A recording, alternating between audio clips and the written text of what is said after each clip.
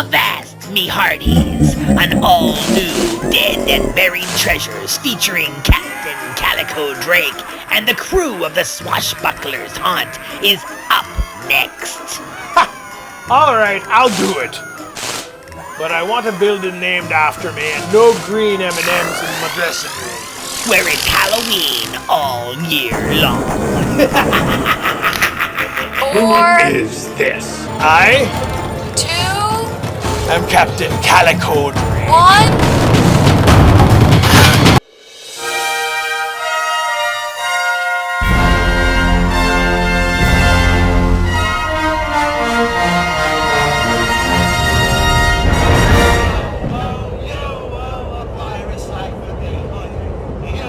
Jasper, we will return to the island as soon as we can.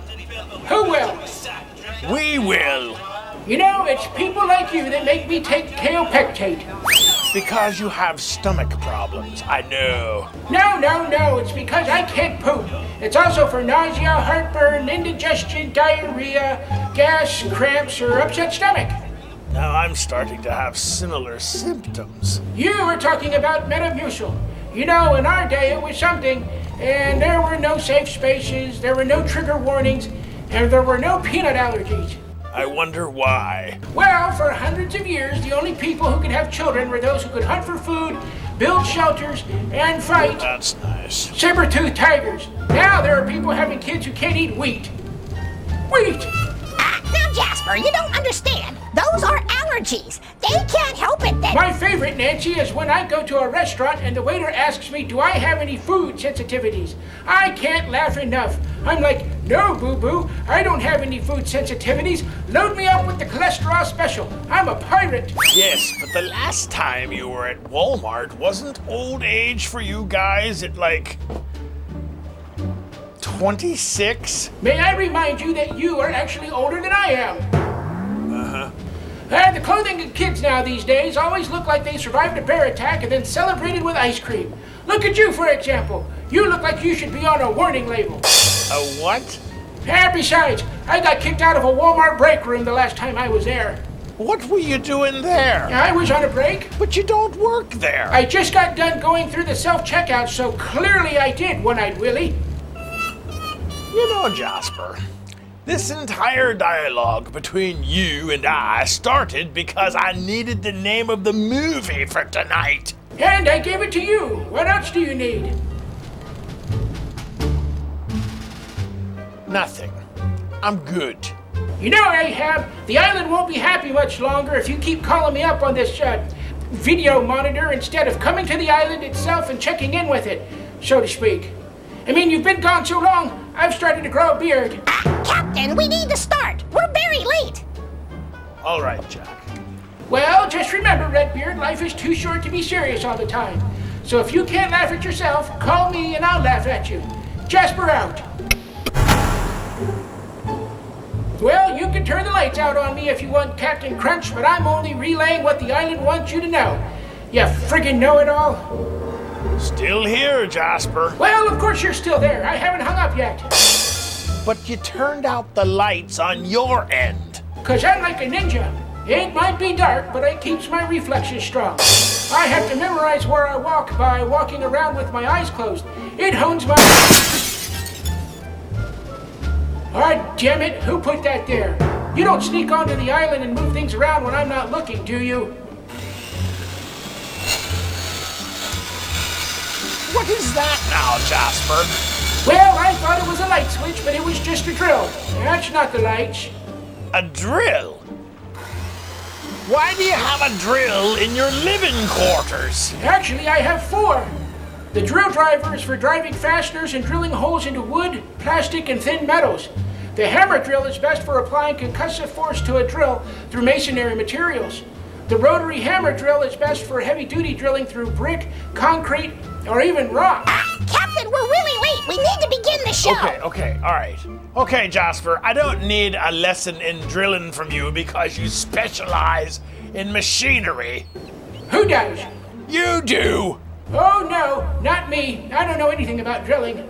All right. Drake out and pay your light bill. Ah, there we go. Wait a minute. This isn't his place. I need some chipped ham. Goodbye, Jasper, and good luck.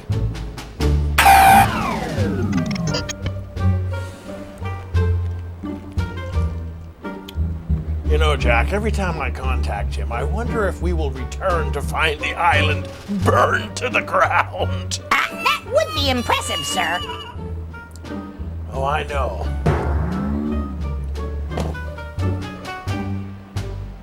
Roll the open.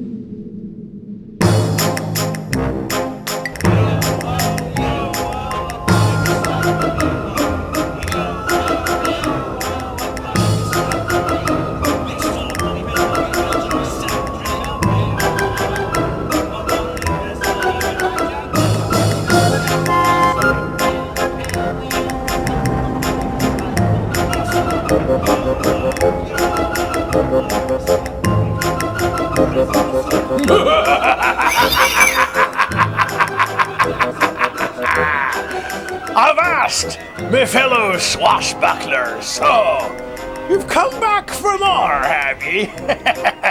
Well, that can only mean one thing. Are you stupid? You know, we show the absolute worst in monster movie mayhem, right? Why would you keep doing this to yourself? I mean, the only good thing on this show is, well, me. And even I can only do so much. Oh, thank you, Jack, thank you. But that wasn't meant as a joke. Oh, are we on? Sorry, Captain. I was watching the new Chiller Theater on Channel 11. What did you say? Chiller Theater? What's that? Well, back in the 1960s through the 1980s, it was the original horror host show in Pittsburgh. They brought it back for a while. Oh. You say they resurrected it, huh? Yes, no pun intended, but I'm sure you don't know what that means. I see. Well, you're welcome, Chiller Theater, and you're also welcome, 100 Acres Manor. You're welcome? You're welcome for what? Oh, come on, Jack. If it wasn't for our show, they wouldn't have brought that old show back. I mean, we really paved the way for their success. They're capitalizing on our victories. Captain, Chiller Theater was around long before we were. If anything, we are imitating them. Nonsense. That was like, what, 100 years ago? Good math you got going there. If it weren't for us bringing horror back to Pittsburgh and to the rest of the nation, they wouldn't be doing it in the first place. I'm just saying you're welcome and letting them know we're not suing them. You can't sue them, Captain. Right. We won't be. Comrades in arms and all. Who is their host anyway? Is it that Billy Chili Backrubby? Chili Billy Cardilli. Right, that guy. No, he is passed on. Oh. My condolences. Well, he's in a far, far better place now. A far better resting place than I have ever known. Captain! Yes, a far, far better place than this dump. Why do we still host these monster movies, Jack? You'd think we'd have better things to do with our lives, for sure. I wouldn't even blame our viewers for changing the channel and switching on over to, what's his name, Billy Chili? Chili Billy Cardilli. That weatherman hosting monster movies on PCNC. Hey, But who am I to question what you're doing on the weekends? Look at what I'm doing. But I tell you this, if it wasn't for this curse, I would have better things to do. I mean, anything. I mean, a couple of months ago, they turned the port of Pittsburgh into Picklesburg to honor what, pickles? And there's nobody better at being pickled than you, sir. You got that right. I would take that over watching this show. Well, I do like pickles. Forget it. Look, with all the... Wait. Do we have any pickles, Jack? No. Suddenly I'm hungry for pickles. But tonight, we have a doozy of a horror film for you. Bela Lugosi is back, but not as Dracula. Oh, and Jack Haley is back, but not as the Tin Man from The Wizard of Oz, making his first appearance on Dead and Buried Treasures, as we bring you One Body Too Many. Yes, indeed, it's your classic whodunit, with just a pinch of comedy thrown in as everyone is gathered in an eerie mansion where a will is read and a murderer lurks. Hello, Captain. Reporting for duty. Hello, Jack. Huh? Well? What are you doing? Well, we were just getting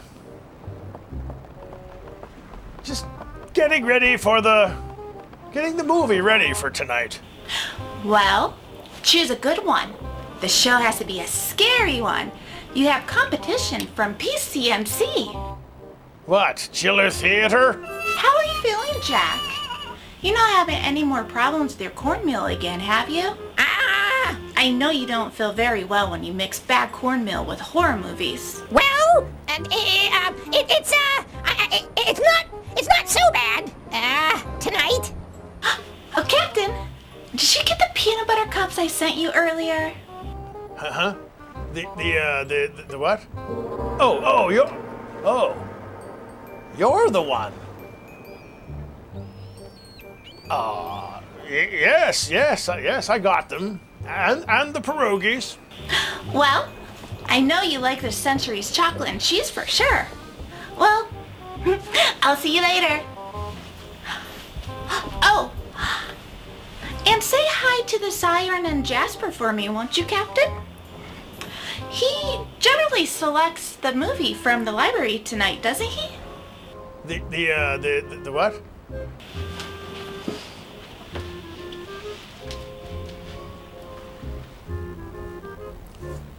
Jack. Who was that? I have no idea. You don't? No, not at all. Never seen her before in my entire life. Well, how is that possible? We're on a boat. I know we have a big crew and everything, but how do I and my first mate not know a beautiful woman like that? And how did she know that certain cornmeal makes me sick when I watch a monster movie? And my love of pierogies and peanut butter cups. Well, Captain, everyone knows that. Oh, I say a lot of things, Jack, like...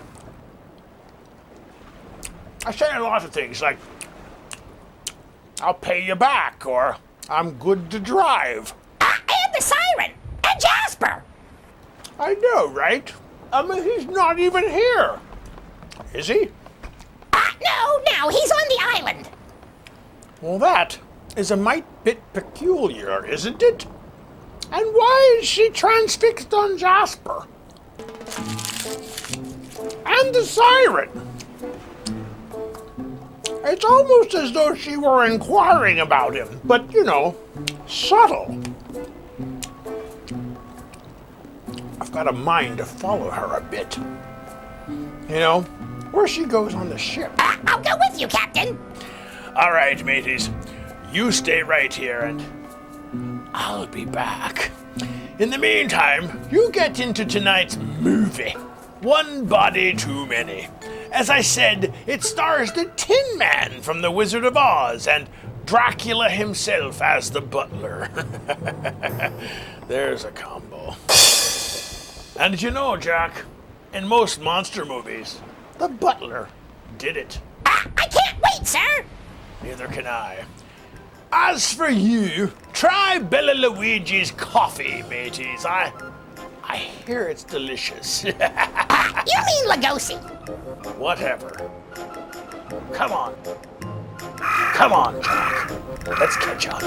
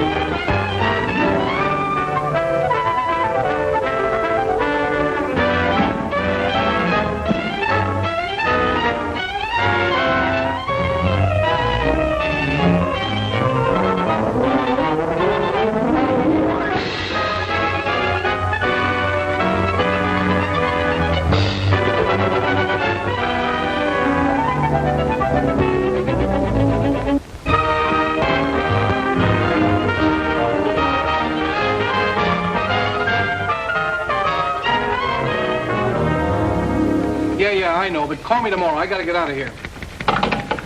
Hey, Tuttle, I got a date for you tonight. Dot's cousin just got into town, and you and I already have an engagement. I've had it for over a month with Cyrus J. Rutherford. Cyrus J. Rutherford, the screwball millionaire? Eccentric. You can't call a man with $8 million a screwball. I can. All that hocus-pocus about the stars and building a private, what do you call it, on top of his house? Observatory. He just happens to believe in the influence of the stars on human behavior. The only stars that could influence my behavior would be Dorothy Lamour or Veronica Lake. Say, every big company in town's taking a shot at Rutherford. How'd you swing it? Leo? Leo? Leo who?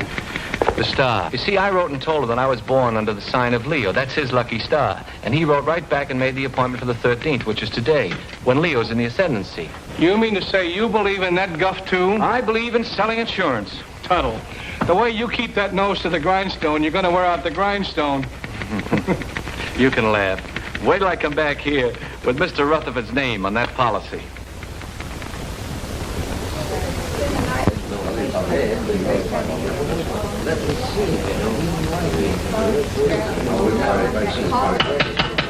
Quiet, please. I, Cyrus J. Rutherford, being of sound mind and body, do hereby declare the following to be the preamble to my last will and testament. The disposition of my estate is of only slightly less interest to me than it is to you, my loving heirs. It has been divided among you. The largest share is to be $500,000, and the smallest, $1.50 to pay for the taxi from the station. So pay close attention, all of you. My sister Estelle, who disobeyed my wishes 20 years ago by marrying a nincompoop, named, I believe, Kenneth, and whom I've had the pleasure of not seeing since. Cyrus never changed a bit. And niece Margaret, whom I have never seen, which is probably just as well. I like that. My nephew, James Davis. I last saw him when he was an impertinent youth of 20. I do not like impertinence, and I did not like James. My niece, Carol Dunlap, although I despised her father, turned out to have somewhat better intelligence and a less selfish interest in her old uncle than others in the family. And the last of my living relatives, nephew Henry Rutherford and his wife, Mona. Henry, at least, has the virtue of bearing the Rutherford name, and he was a fairly good investment counselor. Honest, as far as I could find out. Mona wears too much makeup. I told you he didn't. Shut up. Go on, Mr. Gelman. And she seems to have waited with undue impatience for my demise. My faithful butler, Merkel, who for 20 years padded the household bills. and Matthews, who kept house for me in a haphazard sort of way. Professor Hilton, to whom I owe my knowledge and understanding of the secrets of the heavens. And finally, my lawyer, Morton Gelman. Well, that's about all, folks. The rest is just routine. Go ahead and read it. We're all just one big happy family. Yes, let's hear it. We want to... Whom I trust implicitly as far as I can throw an elephant. As you know, I have been an ardent student of the stars.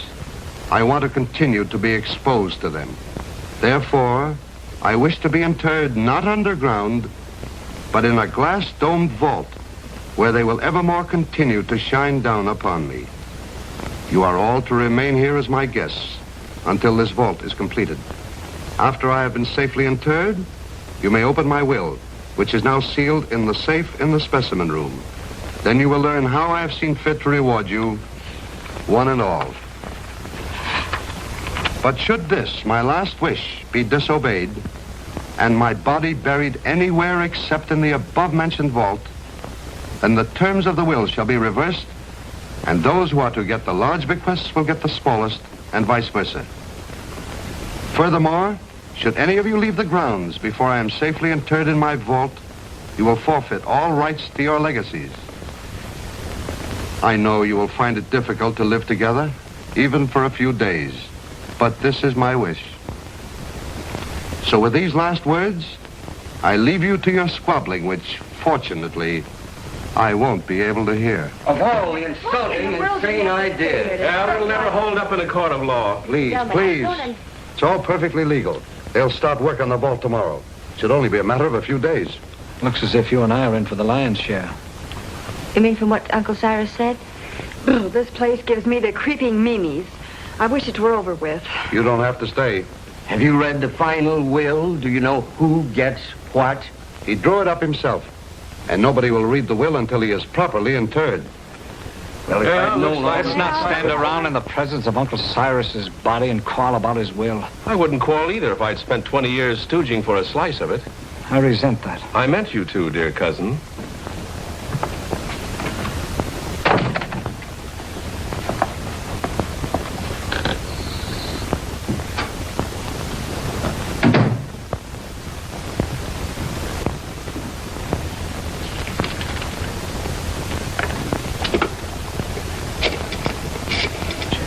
Perhaps you would all like some coffee. Very well. You'll serve it in the library, Matthews. Am I taking orders from you now? You are. Do as Mrs. Rutherford say, Matthews, until the actual will is read. What do you mean by that? Exactly nothing, madam. Nothing at all. Excuse me, I'll straighten the room. Atlas Detective Agency? I have a job for you. What? You want to hire a man to guard a stiff? Yes, I want you to see that he isn't buried. Hey, look, is this a gag? His body must not be disturbed. That's right. You want the job or don't you? We'll keep your friend on ice. Just pay my man the first $100 when he gets there. All right. I'll be expecting you in about an hour. Can I play too? I beg your pardon. Well, that's all right. I was just going to have a quiet 6 or 8 drinks if you will tell me which is to be my room. Well, I could even show you, unless you'd rather drink alone. Mrs. Rutherford. Mona!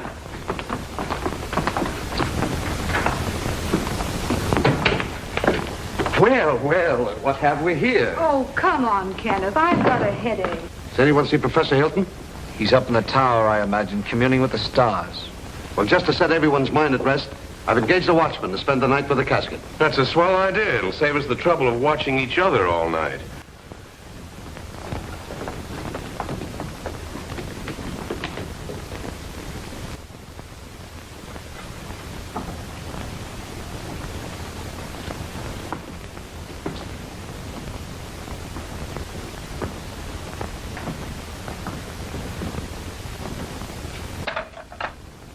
What have you there, Merkel? There are too many rats in this house. They should be done away with. You haven't put out enough cups. Mr. and Mrs. Rutherford, are they to have it too? All of them.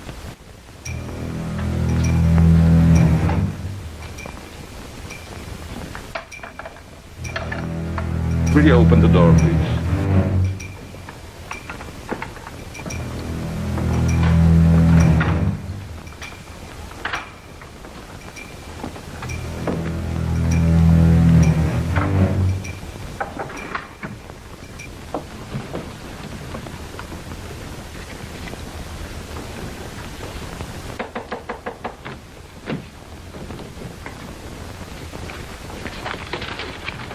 Come in.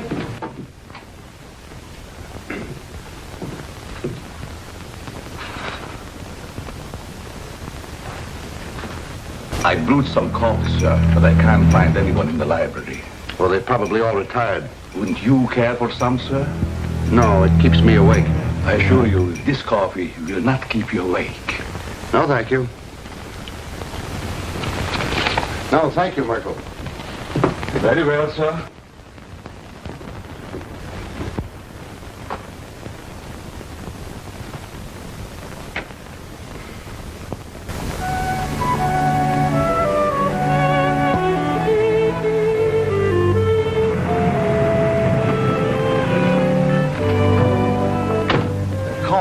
Me to pick you up. Right.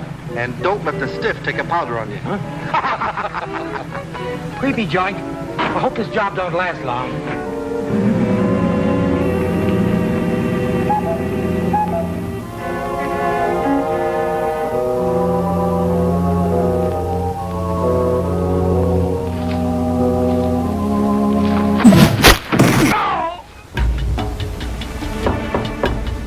Come in.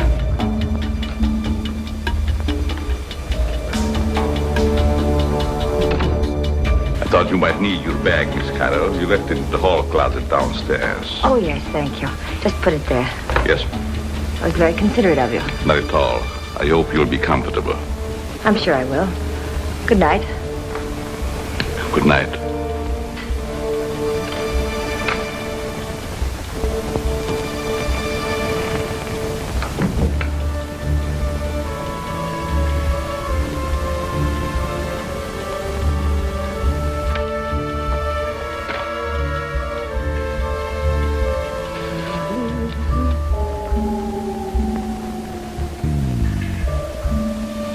Leave this house at once if you value your life.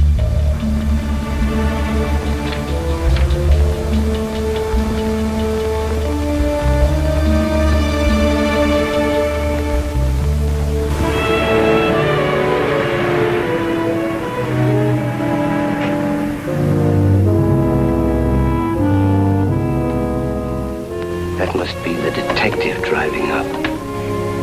Thank goodness for that.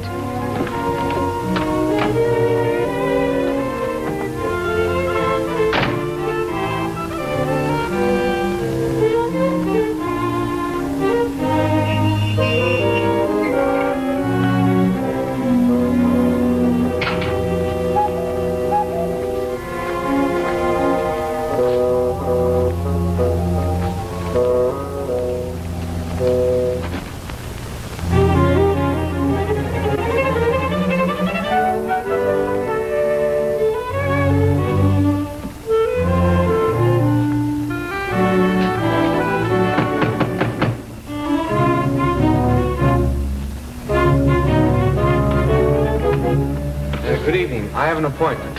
Yes, I know. This way, sir.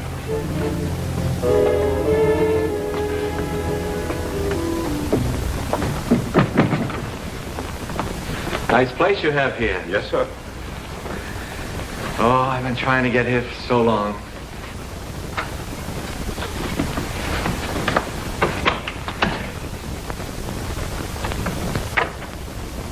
I tell him you're here, sir. Thank you.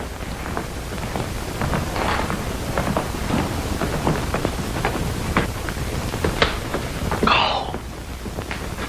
You're not wanted here. Hmm? Go. Go.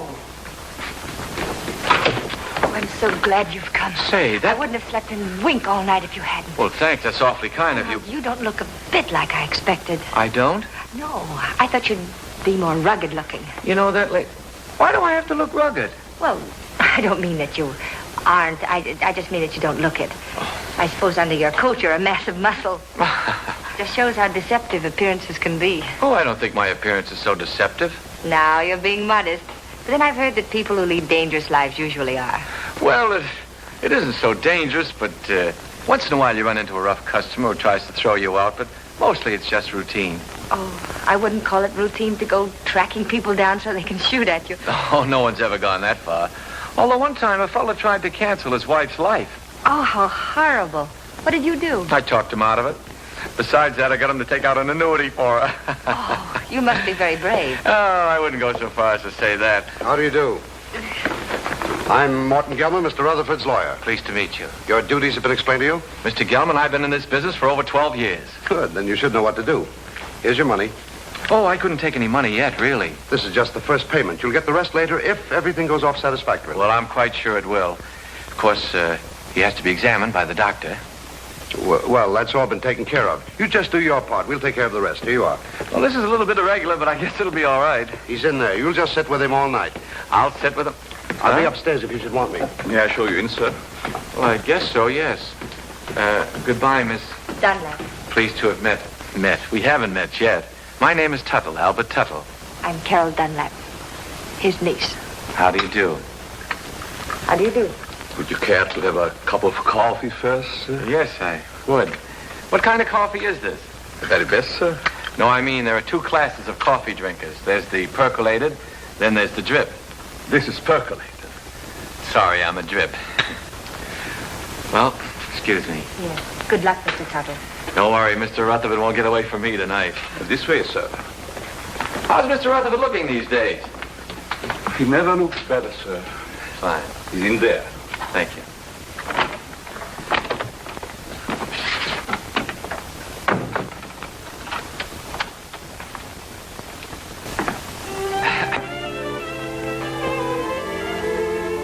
Good evening, Mr. Rutherford.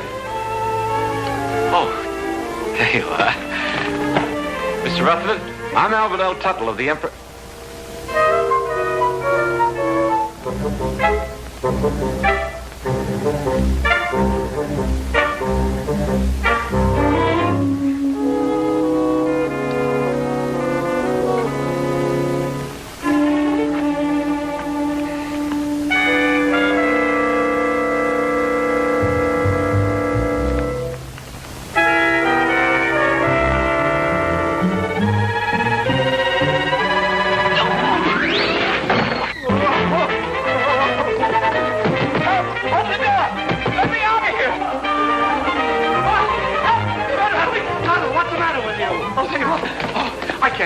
Insurance? What are you talking about? He's in there right in the corner. I just put my briefcase right on his face. What's going on here? What's the disturbance? They don't seem to understand. Mr. Rutherford, he's in there. Deceased, dead. What'd you think he was, dozing?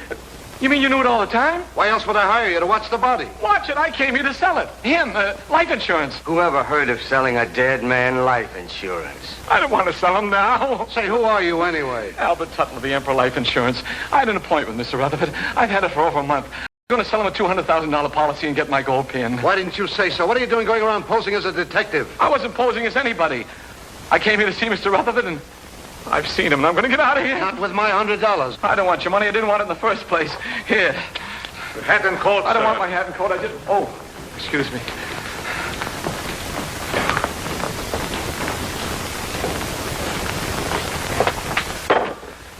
I hope whatever you're worried about turns out all right when the real detective gets here. Maybe he isn't coming. Maybe they just said that. I wouldn't put it past them. I don't quite follow you. I'm afraid to talk here. Oh. Worried about staying here. I'd be very happy to drive you into town. I have to stay.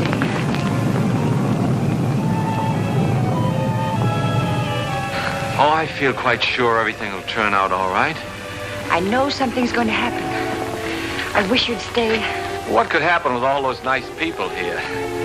Well, goodbye. Look out!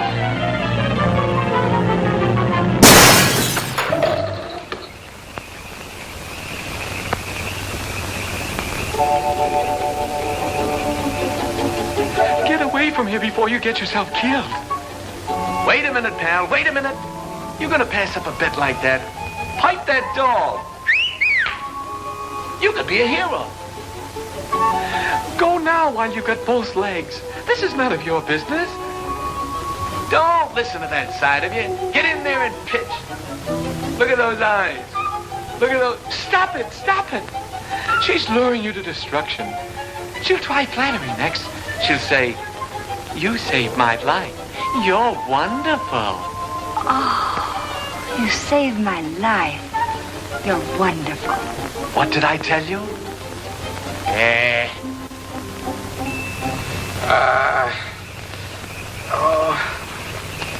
You're hurt. Nah, it was just a bump. You all right? Yeah. Oh. Well, goodbye. Oh, please don't go. Oh, it was just an accident. No, it wasn't. Someone tried to kill me. I know it. They said they would, and they'll try it again. Here, will you read this? Somebody put it in my bag. Leave this house at once if you value your life. Well, goodbye. Hey, that's really on the level. Somebody tried to... Whose room is up there? Well, that's the tower, I think. The tower, eh? Somebody tried to kill you, eh? Well, I'll show him he can't go around throwing rocks on people. I'll go up there and I'll get him in my hands and I'll tear him apart. Now, please don't. You might get hurt. It's a good thing you talked me out of it.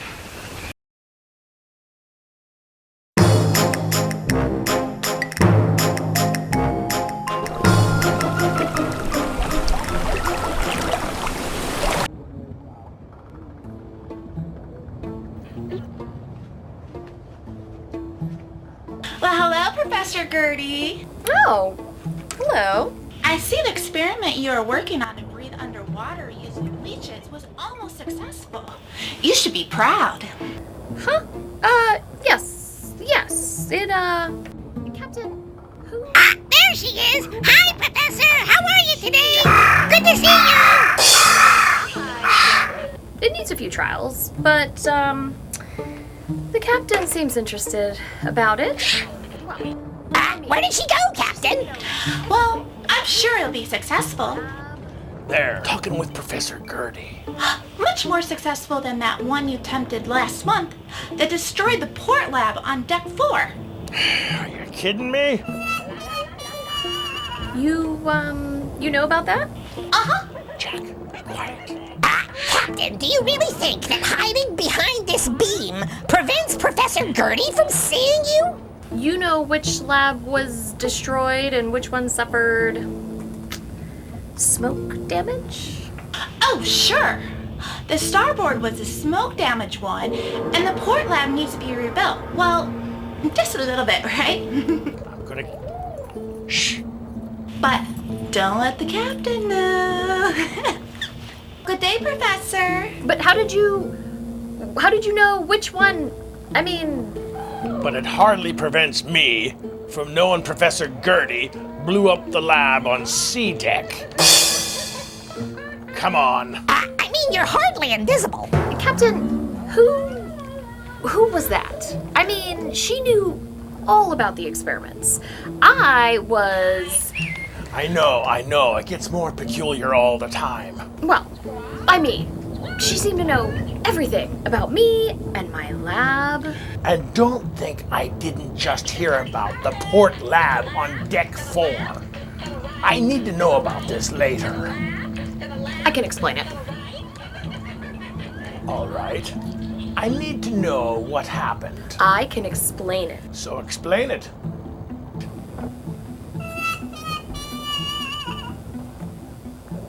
I lied about it. Well, that explains it. Come on.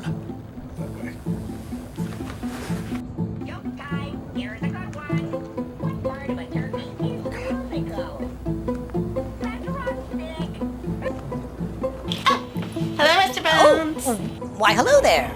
All ready for your movie review tonight? I know you're a big fan of Bela Lugosi. I am? I mean, I am. But how did you know? I always enjoyed him as Dracula. I think you'll like him more in this movie tonight playing the butler. Maybe the butler did it. That's my line. Well, stranger, that sounds really cool for Bella,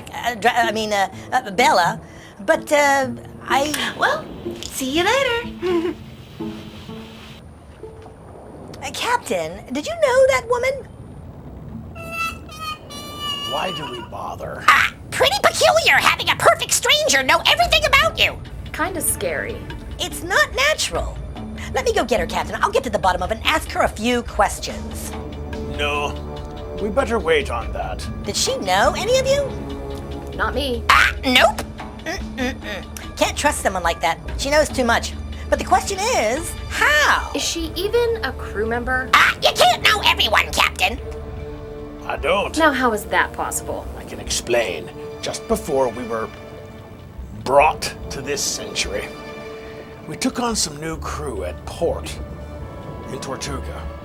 Even I don't know everyone. It's been 5 years, Calico. I wish you'd give me a few minutes with her. I'll find out. She'd kill you. Well, the question is, Captain, what are you gonna do about it?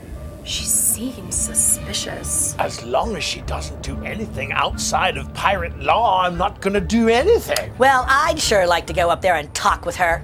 She'd kill you! Captain, is it so wrong that there's a crew member on board who's gone out of their way to know everyone on board?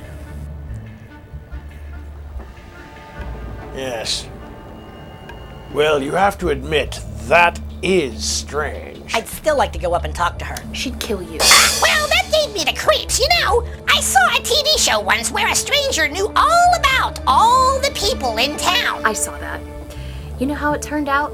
The stranger was not among the living. He was from the supernatural world. Are you going up and talk to her, Captain? No, I mean, what's the hurry? She ain't done nothing wrong. Right, Mr. Bones? No. I mean, live and let live, right? Yes. Leave her be. I once saw something like that on Facebook and how to deal with it. Stop taking your Facebook likes and dislikes so seriously, you oversensitive simpleton. Most of the comments on there come from a guy sitting on the toilet. For now, Mr. Bones, I'll need you to follow her like a department store detective. But be discreet. Aye. Why don't you follow her, Captain? I'm sure the captain sees people his age out there ziplining and climbing mountains, and here he is feeling good about himself because he got his leg through his underwear without losing his balance. But you can't expect him to follow around someone half his age like an agile man of 20 or even 60. You know, Mr. Bones, you should be a comedian because you're so funny. Why don't you go over to the old folks' home and take the bolts out of all the wheelchairs? That would be a pip. That would be fun. See where she lies her head. Is she a stowaway? Or even when she signed up? Things like that. Yes, then report back. Oh, then we can go to the old folks' home? Oh, right. Yes, sir. In the meantime, you get to these horrible commercials.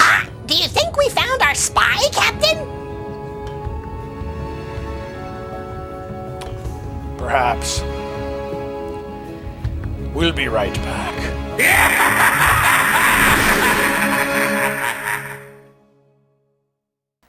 Hi, I'm Eric Sprouse, and each week I play Captain Calico Drake on Dead and Buried Treasures, where we host the absolute worst monster movies known to mankind. Now that the 2023 Rondo Awards are over, I personally wanted to thank each and every one of you who voted, especially those who voted for our show. I know that toward the end it was a little chaos with everyone voting and contacting us here at the studios, and as much as we wanted to talk to all of you, we simply couldn't because of the overwhelming response.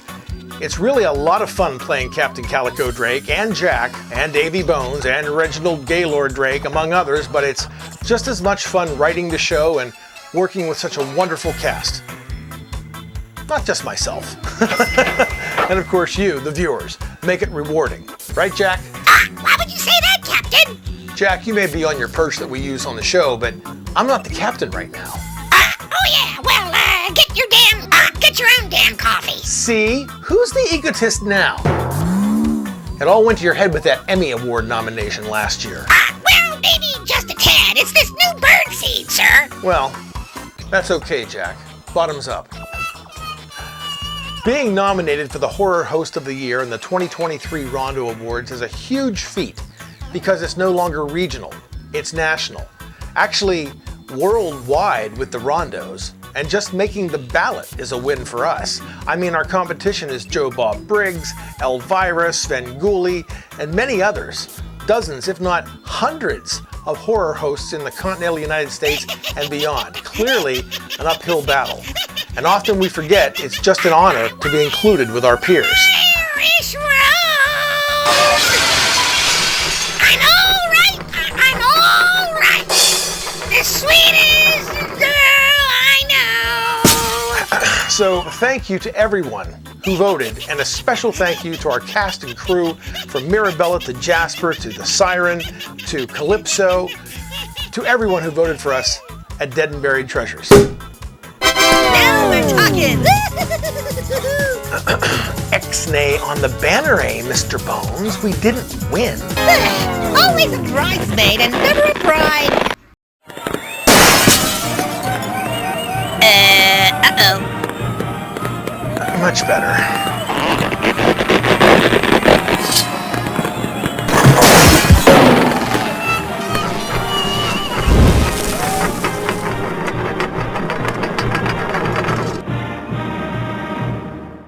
Ahoy, me hearties! I've never looked better.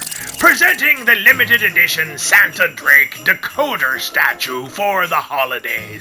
Now available through Phoenix Comics and Toys. That's right, me fiends. Now you too can get this limited edition collector's decoder of me, Captain Calico Drake, the host of Dead and Buried Treasures in all its holiday flair. But what's different about this decoder is it includes a completely different look with a Santa Claus stylishness, sure to warm the cockles of any cold heart, even that Ebenezer Scrooge. And boy, it's a scary one, Captain. Even the golden doubloon contained hidden inside is magnetic now, and the proof that you're a fan club member when proudly attending any convention to meet yours truly. And of course, me butt never looked better. Captain, stick to the script. What? Oh, yes. Apologies, mateys. If you're already a member of the fan club, you also receive a 20% discount on what's sure to be a hot collectible to our fans. Known as Variant Number 2, Santa Drake is only available until the end of January, but is the perfect gift for any pirate this holiday season. Get yours today. And don't forget the holiday promo code to save yourself some serious doubloons.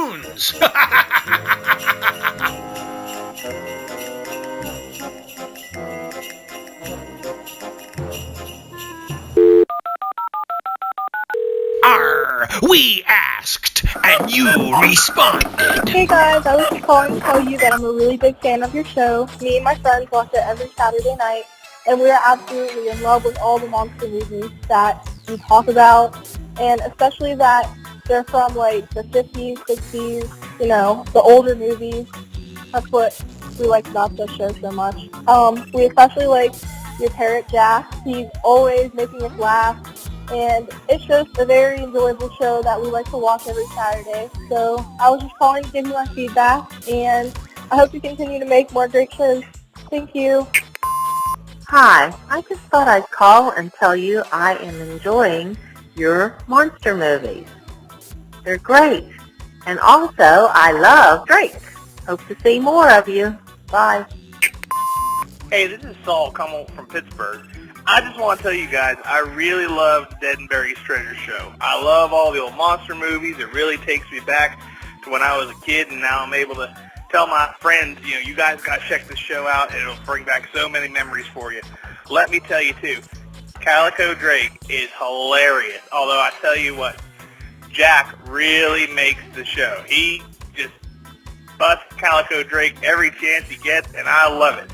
Keep up the good work, guys. I will be shanghaied into your crew as long as the show is on. Thanks very much. Hey, man, I think your show's kind of groovy. Bucket of Blood is what it is, man. What it is.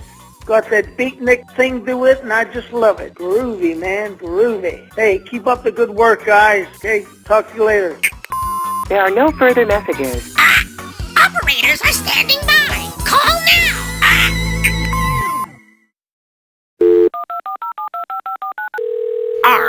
We asked, and you responded. Oh my god, I think your Justin TV thing is so awesome. I just want to let you know, I think it's great for our kids and our community to be able to participate and see ourselves on TV. So, thanks. Good morning. This is Puff, and I'm watching the program. I think it is absolutely marvelous. Something of that nature brought to light. It is so entertaining and so wonderful, and it's surely delightful. So good luck to you in the future, and keep on programming the bloodier, the ghoulier, the better. I love it. Remarkable. Bless you. Why, hello, Dead and Buried Treasures. I just wanted to call and leave a message that I was very impressed by your show. It's very well done, and it might be one of the best locally produced programs I've ever seen. It reminded me of the old Chiller Theater in the 80s with Chilly Billy, and I absolutely love your show. I tell everybody about it. I even had my friends over, some kids, and my grandchildren over a couple of Fridays back when it was on, and we all gathered around and made popcorn like the old days and had some fun watching some television as a family. So I thought it was very well done, and Captain Drake is very funny, and the parrot is hilarious. Well written, well crafted, very good show. Keep it up, Dead and Buried Treasures. There are no further messages. Operators are standing by. Call now. It's the Pirate's Booty, our after show, seen immediately after Dead and Buried Treasures ends. Captain Calico Drake and series creator Eric Sprouse take your calls for up to an hour, answering questions about the series or whatever's on your mind about the Swashbuckler's Haunt, the club, convention appearances, and much more. That's our after show, the Pirate's Booty, taking your booty calls till the wee hours of the morning, immediately following Dead and Buried Treasures on most affiliates.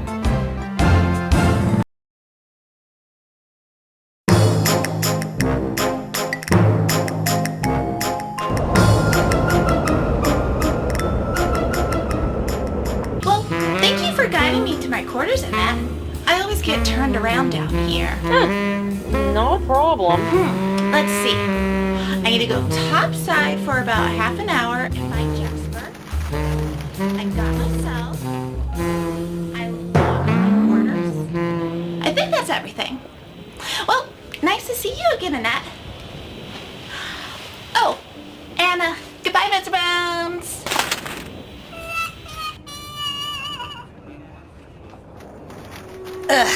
My detective skills are not as skillful as I thought. What are you doing hiding over there, Mr. Bones? Oh, hi, Annette. Are you playing detective again? I'm not playing. I'm on a secret mission.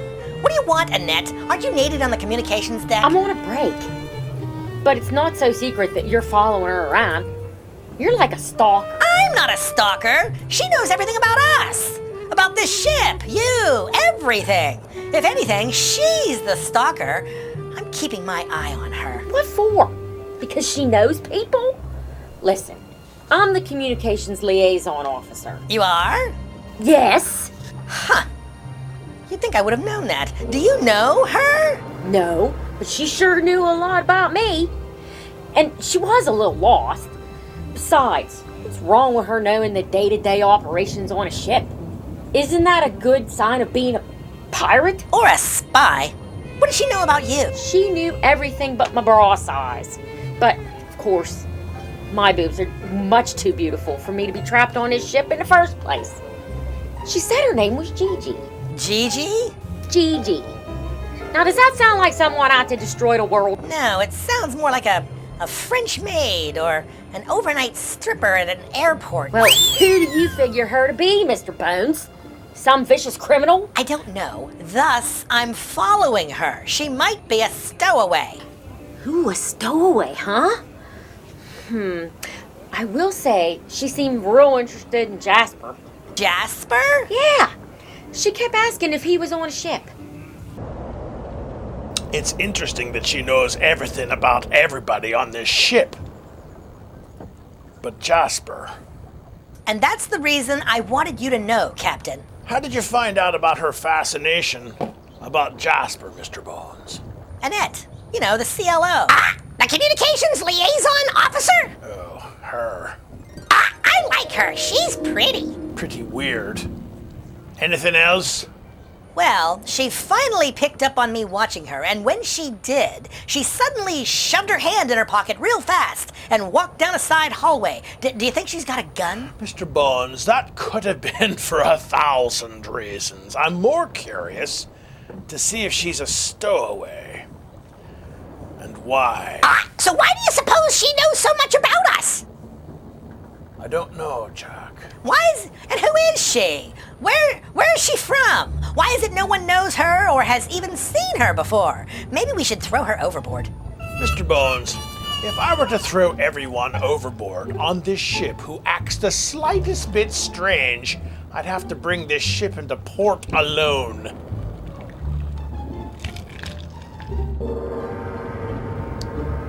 I mean, I would have to throw everyone overboard, including you. Right.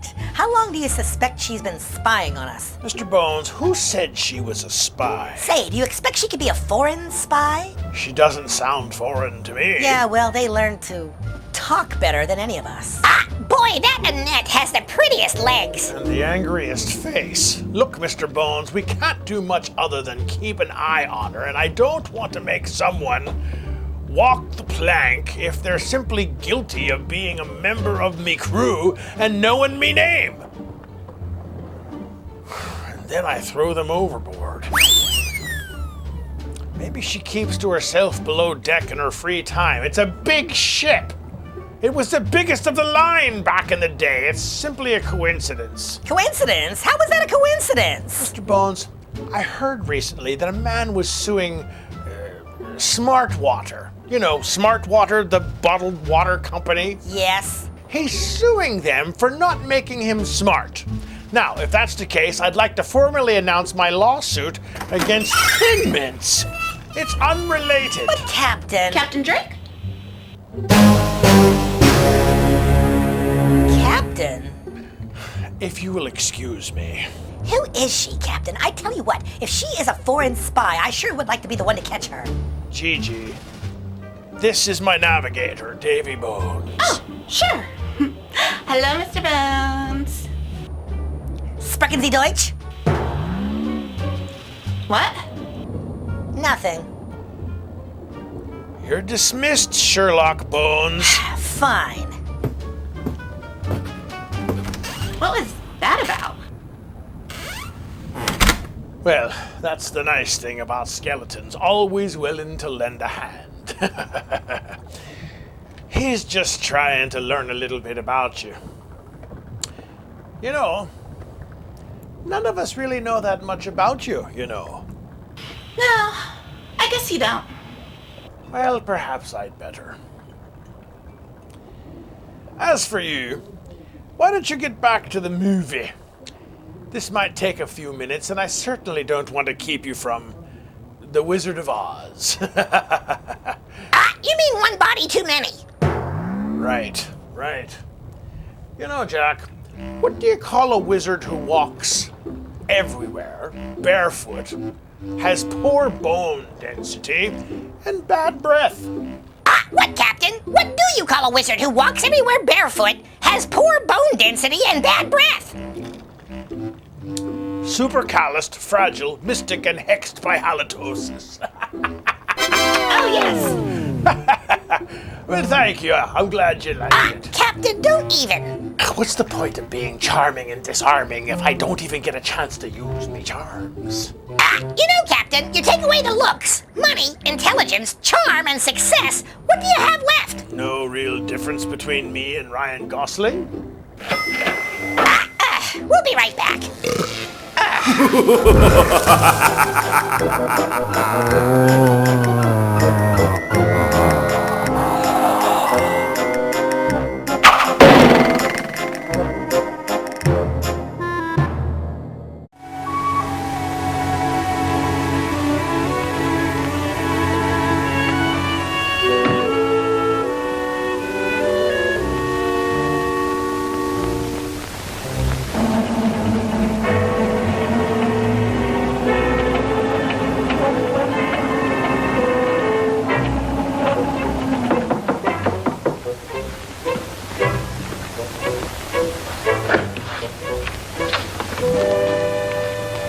Yes? This is Mr. Tuttle, Professor Hilton. You mind if we look around, Professor? I'm busy. Constellations changing. Venus approaching Jupiter. It must be very interesting for Jupiter. Go right ahead. We won't get in your way.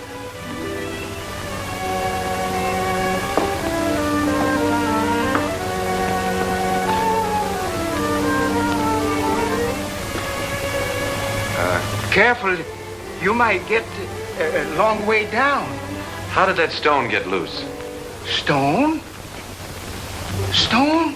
Oh, yes, stone. Thought I heard. Afraid to look. Heights make me vertigo, dizzy. It's funny for an astrologer. Up, yes. Look up. I like that. Down, no. It goes to my dizzy. Professor, I was almost killed by that stone. You don't seem very interested. What will be, will be. It's all in the stars. May I look at your hand? Palms? Poppycock bungum. Don't believe in reading palms. Depends on what you see there. There's dirt on yours. How did it get there? My pencil. Rolled underneath the telescope. Dusty under there. Very dusty. Well, excuse us. Thank you.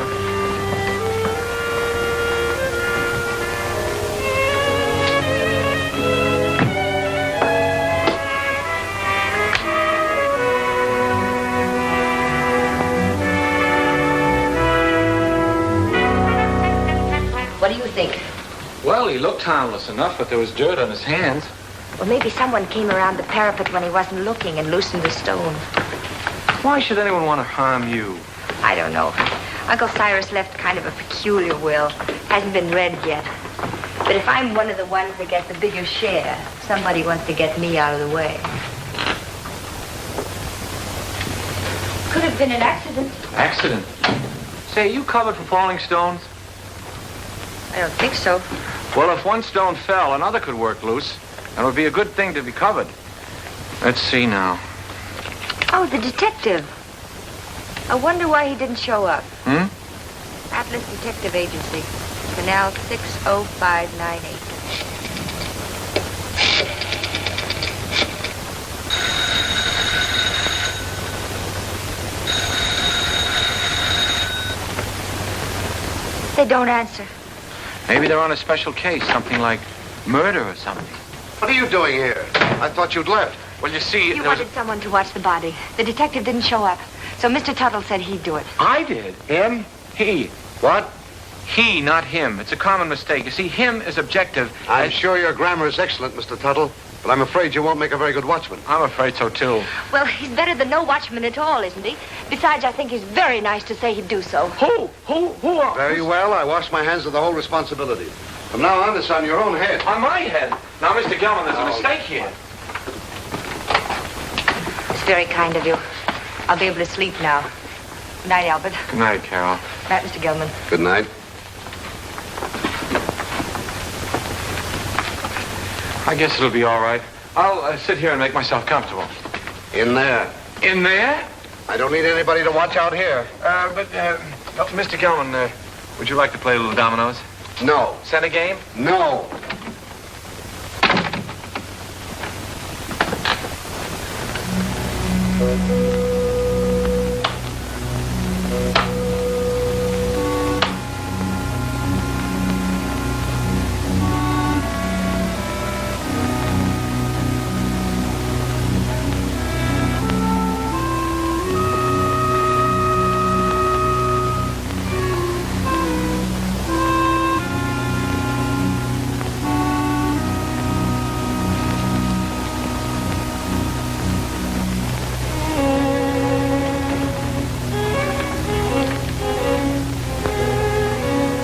Murder at midnight.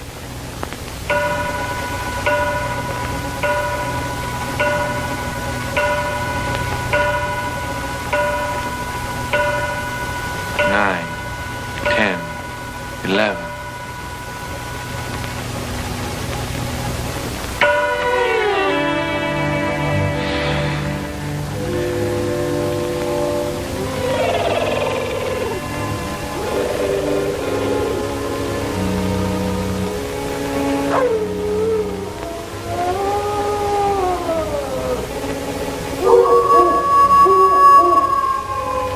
The large, gloomy house was dark, except for the light by which McGarity was reading.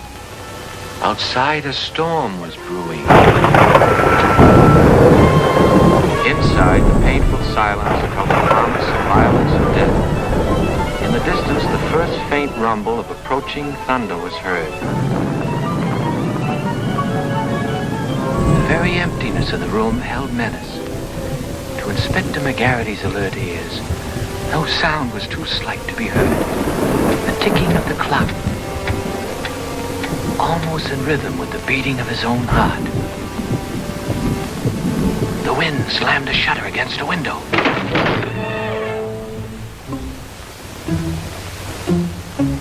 McGarity knew that the hour was at hand. Quietly, a secret panel opened in the wall behind him. Two hands with fingers curved like the claws of a predatory animal reached toward his throat. Feeling vaguely that something was amiss, McGarity glanced around. The hands withdrew. When they reappeared, they held a handkerchief to jam down his throat and snuff the breath from his lungs before he could cry out.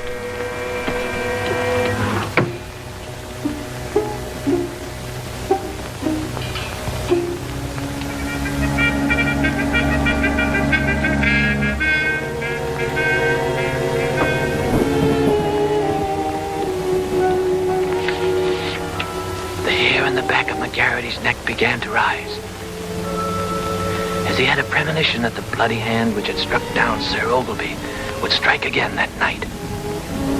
McGarity's premonition was well-founded, for at that very moment the murderer lurking behind him was preparing to kill the famous detective in cold blood. Ah, trash. Things like that don't happen.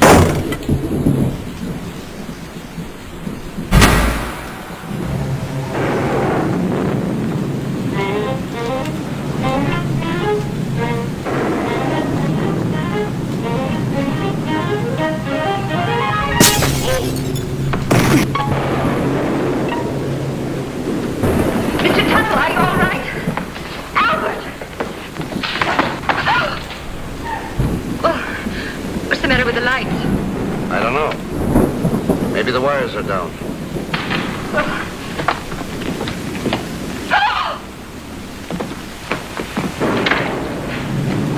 Albert! Is he dead?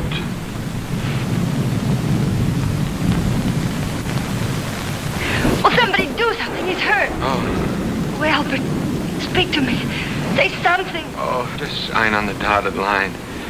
The beneficiary. Oh, Carol. What happened? There's blood on your hand. You're hurt. Oh, Oh, it's your blood. Oh, my blood. My blood? Oh, I'm wounded. He killed me. Oh, control yourself. It's only a scratch. You should have such a scratch. Never mind that. What happened? Oh, I don't know. The lights went out and somebody hit me. Then the lights went out.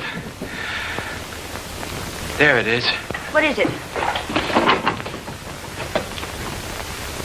It's my blood. That's what I was hit with.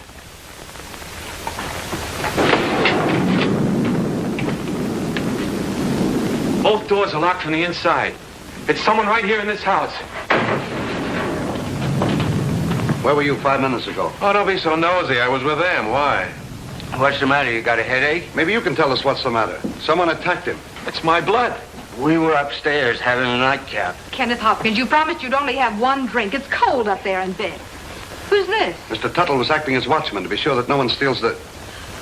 He's gone. What? Well, maybe he went out for a little walk. This is no joking matter. How did this happen? Do you realize what this means if he's buried underground? I thought you were getting a watchman. Somebody knocked him out.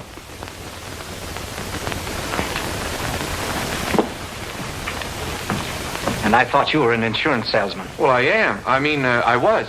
You see, I just stayed to help out. There's something fishy about you. First you come here with a story we can't check. And you worm yourself in as a watchman. Henry, if you're insinuating that Albert had anything to do with it, well, I asked him to stay. Oh. Oh, I'm sorry, Albert. Suppose you lay off the 3rd degree with Carol. Somebody stole Uncle Cyrus's body, and I'm going to find out who before it's too late. But why would anyone want to steal the body? Because of my client's will. He wanted to be interred in a glass-top vault so the stars would shine down on him. He didn't want to be buried any other way. If he is, then his bequests will be reversed. Those who want to get the larger share will get the smaller, and vice versa. Oh, I see. Then somebody stole the body so that they could bury it and reverse the will. But then that would mean that they knew it was in the will. And nobody does, do they? I wonder. Cut out the wisecracks or I'll let you have it. Oh, I think you're taking a lot for granted, Henry. No one has read the will. The body must still be here in the house, and we've got to find it. I beg pardon. But everybody's nerves are on edge. I suggest that you all have some coffee. No. Oh, yes, Merkel, I'll have some, thank you. No, I like drip. Well, maybe Uncle wasn't stolen. Maybe he's hiding. I can see why he didn't like you. And I'll tell you right now what I think. What? That you and Kenneth, who undoubtedly are down for the smallest share, have stolen it. Why, you two-bit heel, I've been wanting to do this for 20 years. Oh, Albert! Albert, what you doing? Oh, no, I hit the jackpot. Uncle Cyrus's body. Take it away, somebody! Take it away! Listen, Tuttle. I've got an idea how we can catch the body snatcher. If it works. Get someone else. My head is killing me. You're the only one who can do it. Now listen. Please, just let me lie here quietly and bleed. All you've got to do is to pretend you're fed up. You're scared. Pretend I'm scared? What do you think I'm shaking from, enthusiasm? You quit. Then, when the coast is apparently clear, whoever it was might come back and try again. Then you catch them. We catch them. We? By that time, I'll be in my bed. Oh, no. You only pretend to leave. Then you sneak in through the French windows and you lay for them. Listen, I'm not covered for going in through windows. I mean in case of glass breakage. There's nothing to it. I'll be right here waiting for you, and you'll be waiting in the coffin.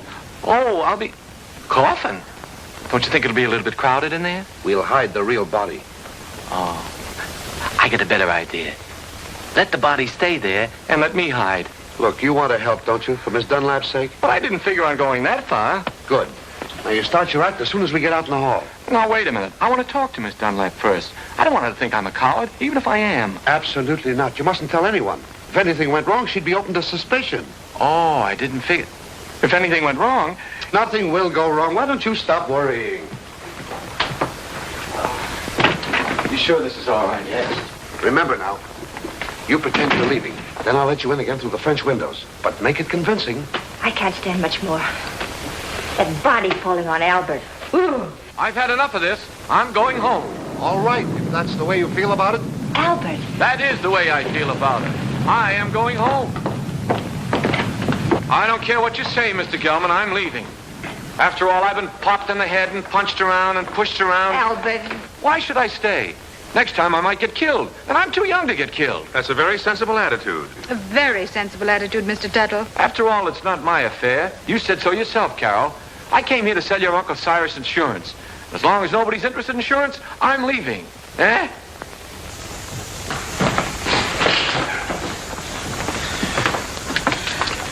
Well, goodbye, Carol. Goodbye, Albert. Oh, well, I don't blame you for going, but well, maybe we'll meet again sometime in town. maybe. And if we do, there'll be something I want to say. What? Goodbye.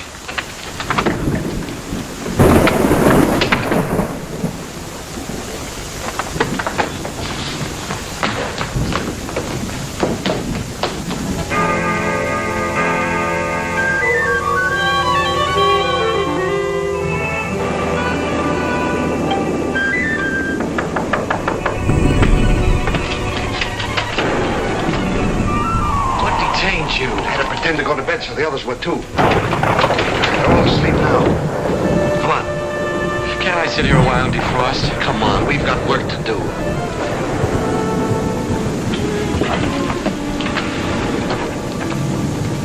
Pull that. I don't think we ought to try it again. Too risky. Well, we got rid of that screwball, didn't we? There's nothing to stop us now. Do you think we're doing the right thing? Suppose we get rid of the body and find out we've reversed the will in somebody else's favor. Yes. What about that? Don't be asinine. Uncle Cyrus didn't like any of us well enough to leave us a pig's bristle. I'm for taking my chances on reversing the will and getting a good share. All right, I'm with you there. But what was the goofy idea of moving the body? I thought he was plenty comfortable in the cellar, where we put him first. Are you serious? I thought you and your pop put him behind the living room panel. We thought you did. Hey, wait a minute. Either you two are giving me a runaround or somebody else is playing put and take. I wonder who. Well, stop wondering. This time we'll stash Uncle Cyrus' body where nobody will ever find it. Get your coats. What for? We're going to take a little hike. But And stop nursing that bottle. Come on, Dad. Come on, hurry it up, will you?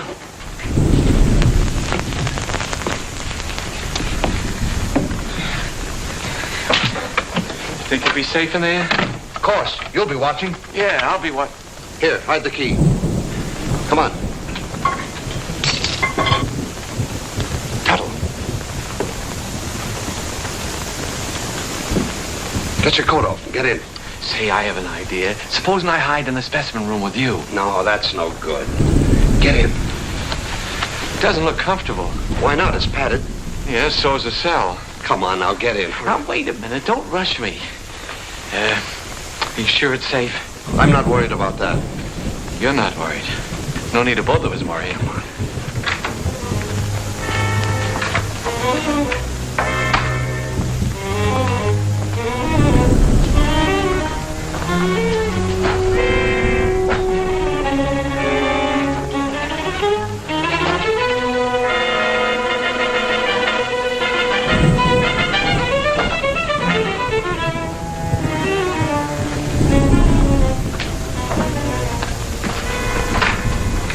Come now, I haven't got very much time. Oh. Don't lock it. Of course not. Mr. Gelman. What is it now? Could you get me a glass of water? I got hiccups. Hold your breath, that'll cure you. That's what I'm afraid of.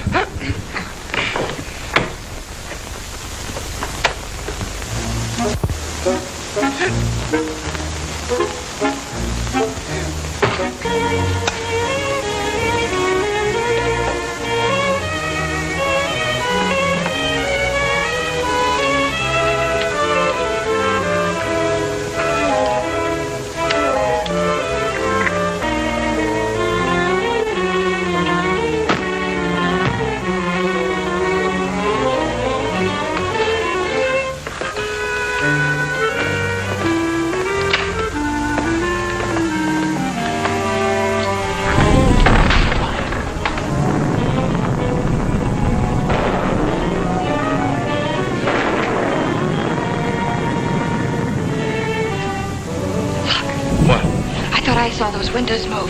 You shouldn't have had that last drink. Go ahead, open them.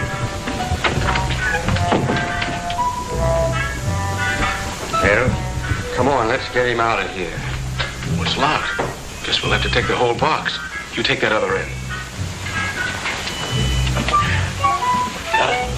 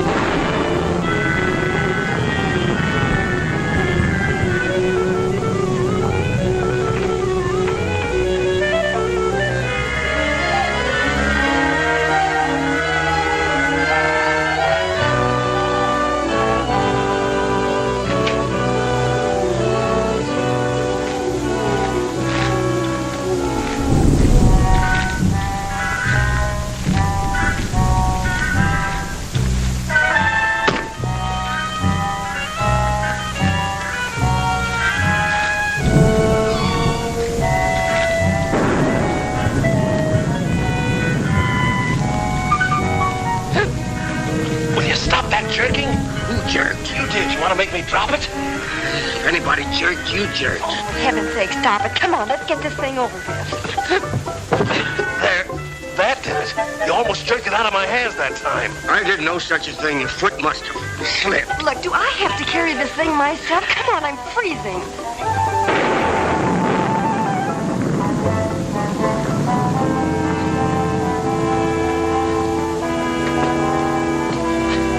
Well, what do you say to this for a ready-made grave?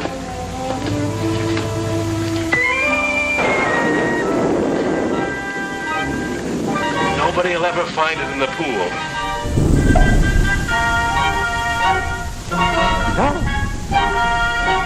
Can't we get this thing over with?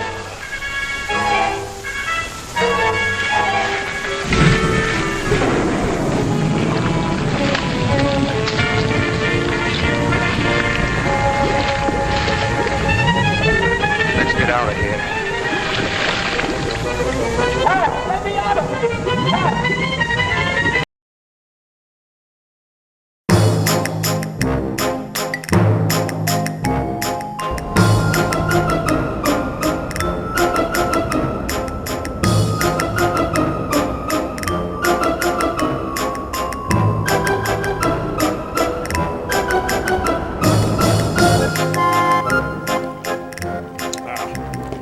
Welcome back, me hearties. I was just about to interrogate. You mean question? I mean, talk to our stowaway. I mean, what is it I can do to you? For you? Gigi? It is Gigi, isn't it? Oh, yes. It's G. G. Well, I'm a busy man here. Yes, Annette. Get me someone. And get me someone while I'm waiting. I was wondering if you knew where I could find Jasper. Jasper? Huh? Oh, quit calling me, you stalker. Now, why would you like to find him? Well, I've always been curious about his knowledge in older movies. Specifically the ones that you host on your show. You know, monster movies. I've always been fascinated by them ever since I first arrived. Jasper is on the island. He, does have quarters here on the ship when he stays, but they're locked right now. He's not even here. Well, thank you, Captain.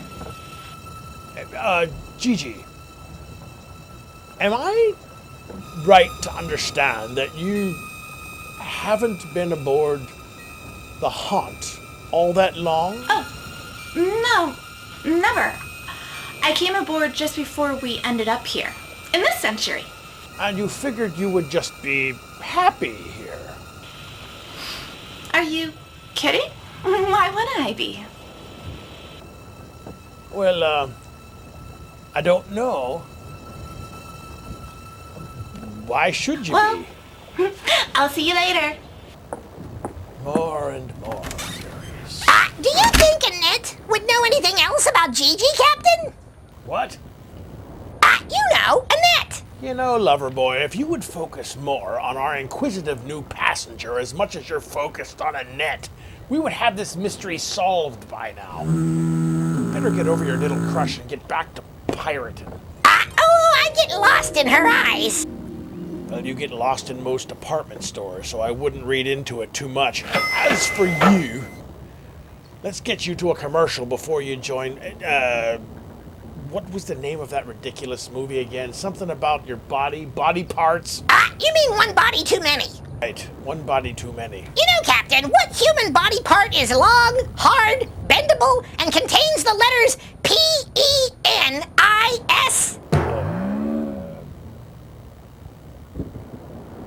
Your spine? S-P-I-N-E. Yes, that's right. As in, I hope Mr. Bones gets one. Right. Here's a commercial. Then we'll get you back to one body, two bodies.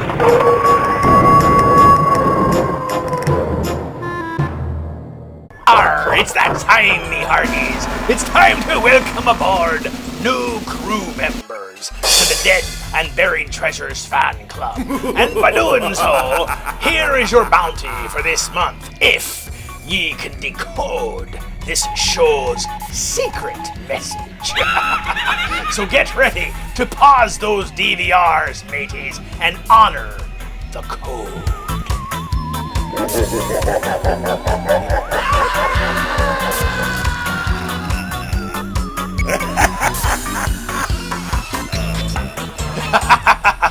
Good luck, mateys, and to those of you out there who are not yet members of the crew just yet, what the devil are you waiting for? Contact Phoenix Comics and Toys online and be a part of all the fun. You too can walk away with horrific prizes and booty. And who doesn't like booty? Captain! Oh, yeah.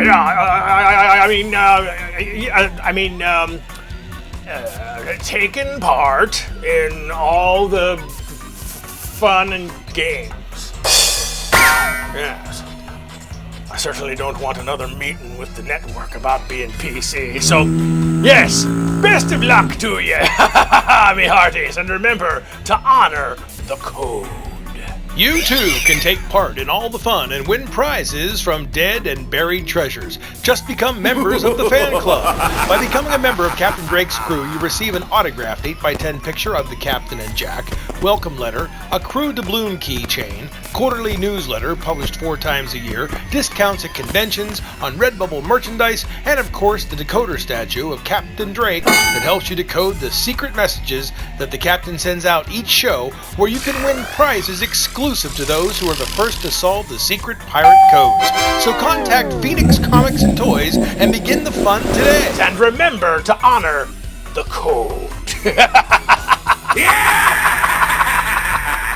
Join sci-fi and pop culture's newest sensation. Set a course for the island of Dead and Buried Treasures. Whether you're young or old, you'll love. You're a maiden worth saving. I'm hardly a maiden, Calico. Dead and Buried Treasures, where it's more than just an old movie. It's fun to watch. Wonderful. A place where shows like this breathe new life into old movies, making them memorable once again. But as humble as I wish I could be, and as thankful as I wish I could be, I just don't believe any of it. Captain? Captain, what are you doing? Now you get my name right? The show really has more entertainment and at times better production values than most. An amazing achievement and just plain awesome. Dead and Buried sister shows Walk the Plank and The Pirate's Booty. I can explain it to you, but I can't understand it for you. Check the Dead and Buried Treasures Facebook page for a complete listing of news and where you can see the show, where it's Halloween all year long. And that's why I love it here on the boat, Gertie. A talking dog doesn't surprise me in the least. Hello, fellow pirates. It is I, Hank, from the Swashbuckler's Haunt, with this month's movie trivia question, sponsored by Midas, where you can win a free oil change if you provide me with the first correct answer to tonight's question via email. Speaking of which, here it is now.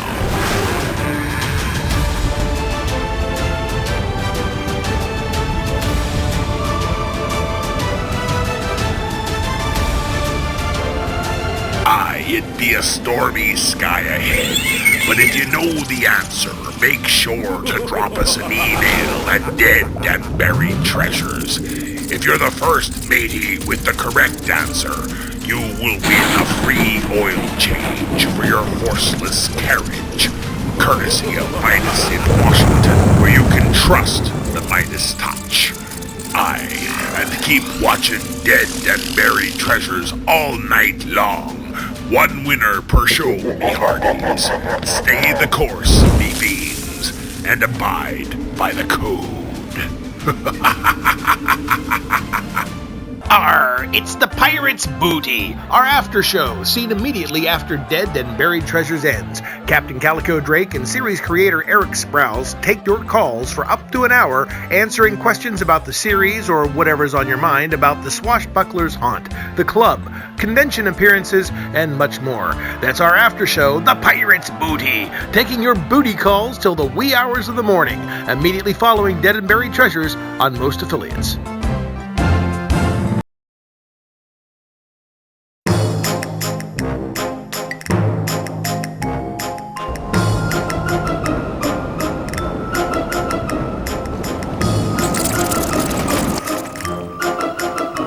Well, I must admit, this is one of our more light-hearted, creepy movies, Jack. But I'm wondering who done it. I hate spiders. No one likes them, Jack. Why do you bring that up? Most haunted houses have lots and lots of cobwebs. This isn't a haunted house movie, Jack. It's a crime scene or a will reading, you know. The classic movie where everyone is gathered together in a storm. Somewhere, someone is the killer in the mansion in the middle of nowhere, you know. Wholesome family stuff. Generally around Thanksgiving. You're not going to see any cobwebs in this mansion. People live there. Well, good. I hate spiders, a lot like Professor Gertie. She hates them a lot. Why is that? I asked her about it once. She said she had just killed a spider running across the floor toward her shoes. And? She said she didn't care how big the spider was. No one steals her shoes. Interesting. I always thought when I died, I'd want to come back as a spider. Why, Captain? That way I finally get to hear girls say, "Oh my God, it's so huge." Yes. Well, we've got her now, Captain. I finally got something on her. Now maybe you'll finally do something. About what, Mr. Bones? Yes, sirree. This will do it once and for all. She finally overplayed her hand. Now, are you going to do something? Mr. Bones, are you talking... What? Mr. Bones, what are you talking about? Our strange crew member again? Just leave her alone, will you? No. Something about her just rubs me the wrong way. Well, what did she do? What did she do? What did she do? I'll tell you what she did. She's been hanging around Professor Gertie's lab. That's what she's done. So now's the time to arrest her and bring her in. Bring this dangerous woman in for questioning. She's been hanging around Gertie's lab with dangerous chemicals and whatnot. She's a spy. Really? What are the charges? The charges? How about knocking on her door, disturbing her day and night? Mr. Bones, you can't arrest her for talking to Professor Gertie. Why not? Mr. Bones, I seriously believe the only way you'll ever be happy is when you die from the anxiety of something that turned out fine. Look, I admit, she's a curious one, and I wonder about her a bit too, but we just have to leave her alone for right now, or the crew would mutiny. You'll have everyone watching each other and their movements, and for each little twitch we make. Why don't you go enjoy the movie? The movie? Captain, with respect, I think your old age is beginning to affect your judgment. My old age. Mr. Bones, you're worse than me yelling customer representative at the automated customer representative service. Look, I'll ask Chief Bitterman to check on her. He's probably not that busy. Bitterman, Drake here. Run a security check on a crewmate named Gigi. Background, history, the works. Use Google if you have to. That's always reliable. You're probably not doing anything constructive now, are you? Sure. Good. Drake out. There you go, Mr. Bones. If there's something to find, Bitterman will find it. Yeah, well, I still say there's some way to trap her, and I still say she's some kind of spy. You do. I do. And you figure that someone here on the ship is her contact, and that she's here for the sole purpose of trying to figure out some of our pirate secrets, like why Chef Papa likes to make his own mayonnaise from scratch, or why our CLO, Annette, is so sleepy after she has coffee, or oh no. No! What is it? What? You don't think she's here snooping around to figure out why you, as our navigator, are here in my quarters instead of navigating the ship, do you? Go ahead, make jokes about it. Well, Mr. Bones, what do you want me to do? Toss her in the brig for nothing? But you have to do something, Captain. Give her the rack. Draw and quarter her. 5 lashes. Something. For what? She's done nothing wrong. Because she's a spy. Enter. Oh, Captain, a word? Sure, lassie. I was just finishing up with Mr. Bones here. Sure. Hello again, Mr. Bones. Habla Espanoli baloney? What? Oh, never mind. Everybody else is lost but me. He's kind of kooky, isn't he? As a skeleton, very little gets under his skin. What can I do for you, lassie? Well, I'm sorry to bother you, Captain, but you know Professor Gertie pretty well, right? Yes, I understand that you've been spending some time down at her lab. Yeah, I understand she's your, our doctor? Or rather, the chief of science you have here on the ship.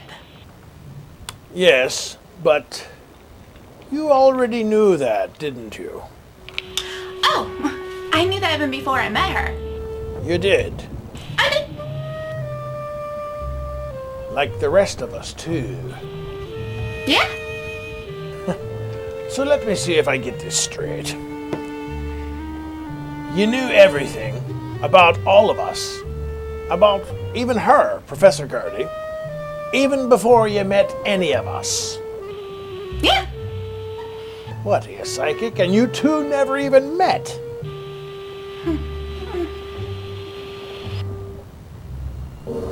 Gigi, lassie, do you ever believe folks will fly to Mars? Oh, absolutely. Girl, you're already there. Don't you hate it when someone else answers your own questions? I do. Enter. Captain Captain. I've come here to file a complaint. Surprise, surprise. Gertie! Gigi. And this is who I want to make it against. You know, Captain, all we need now is...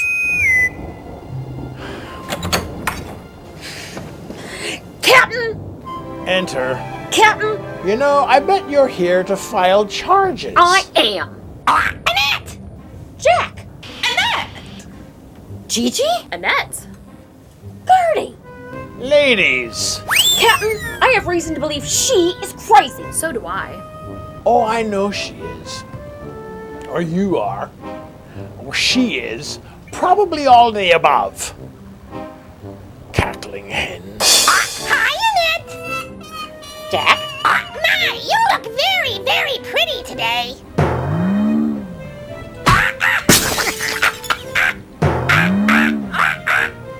You know, Jack was addicted to the hokey pokey, but he's turned himself around. I don't understand. Just an expression, Gigi. As for you, let's get you back to the movie. Bodies, bodies everywhere. Captain, that's not the name of our movie tonight. Good. At least I know someone is paying attention. And you better get over that little crush you have on Annette. Oh, Captain, never laugh at someone's choices, especially those of a girlfriend or a wife. After all, you're one of those choices. Oh, yes, I know. My third wife always complained that I never listened to her either. Or something like that. Anyway, we'll be right back. You enjoy One Body Too Many.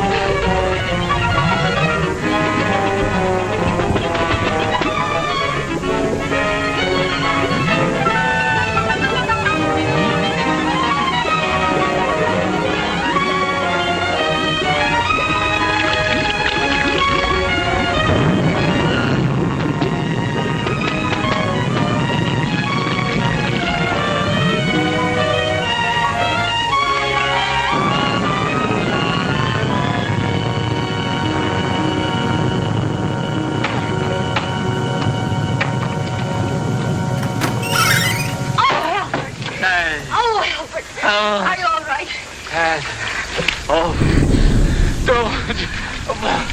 Come here. What did they do to you? Oh, it was that Gelman.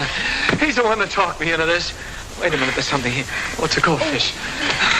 Wait till I get my hands on that lawyer.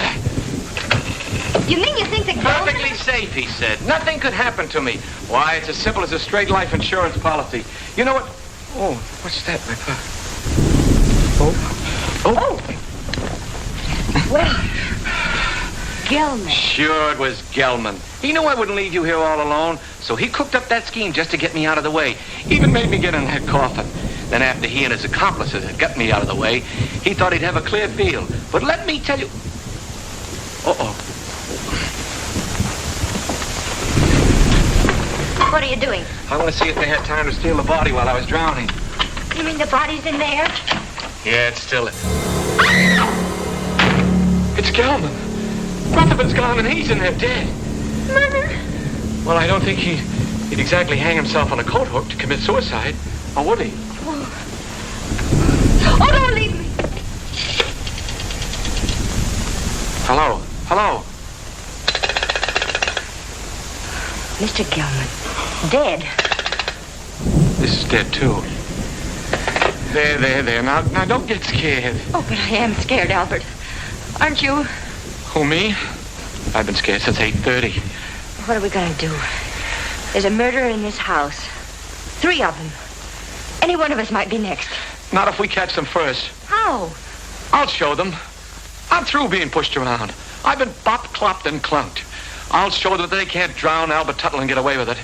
I'll call them all down here, and we'll grill them. Grill. That reminds me. I'm hungry. Me too. I think we ought to fry this and eat it. Albert, what about the murderers? Let them catch their own fish. I made a joke. Yes.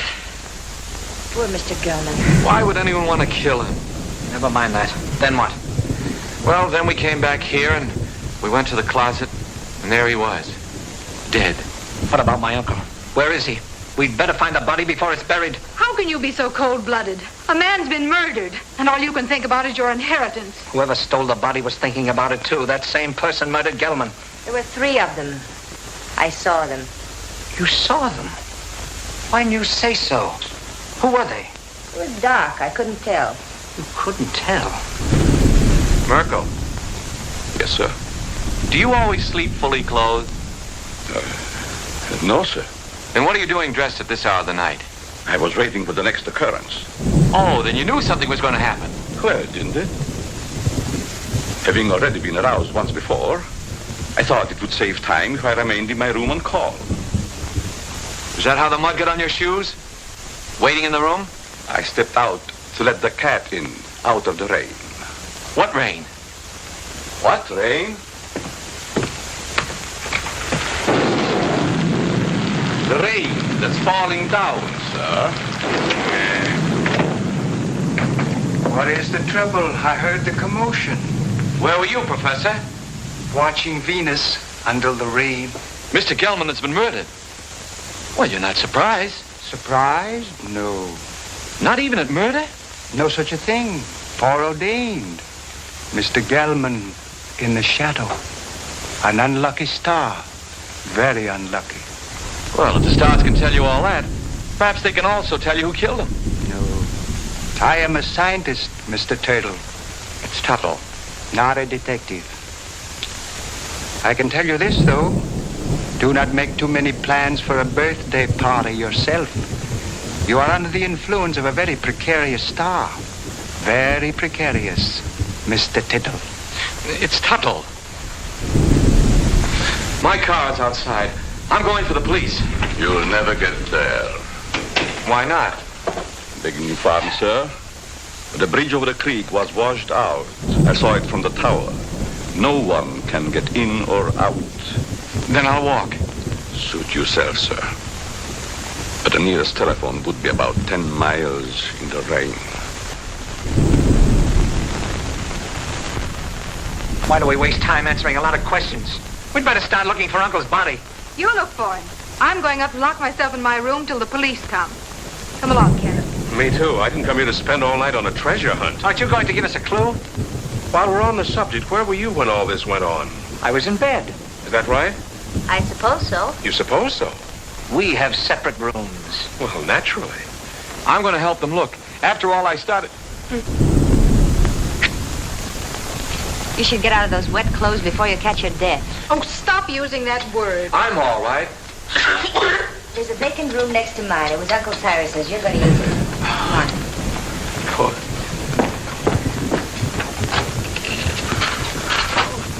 Would you like some coffee, Mr. Turtle? It's Tuttle. Tuttle. No, thank you. Madam?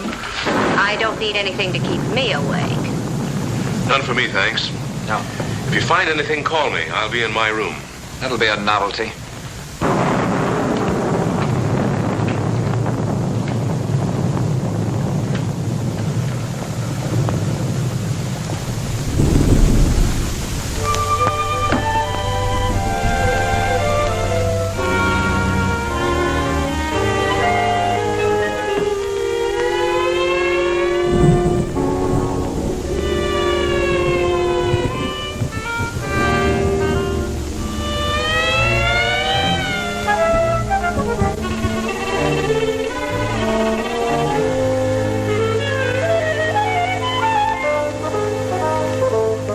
The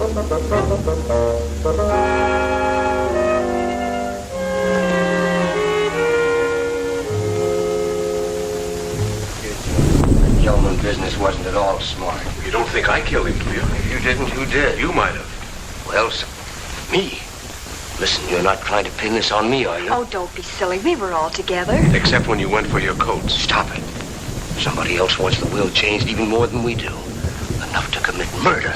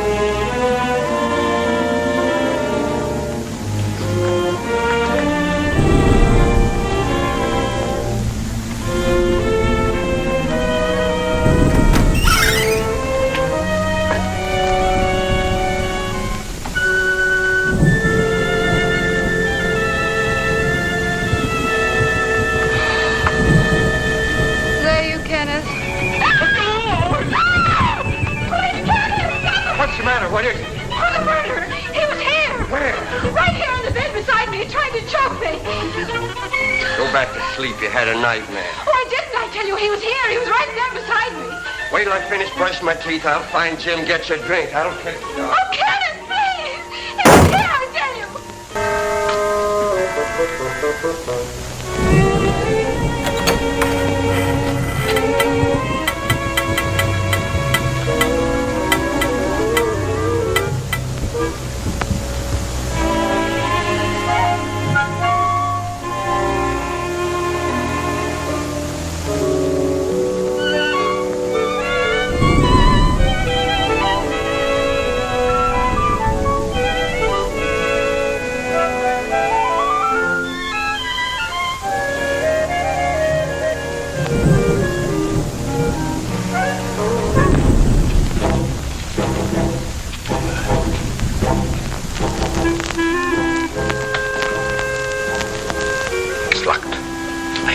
Keys.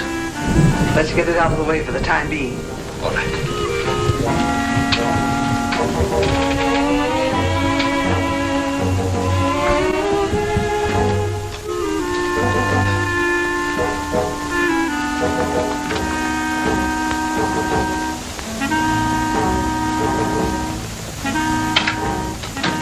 Be safe in there for a few minutes.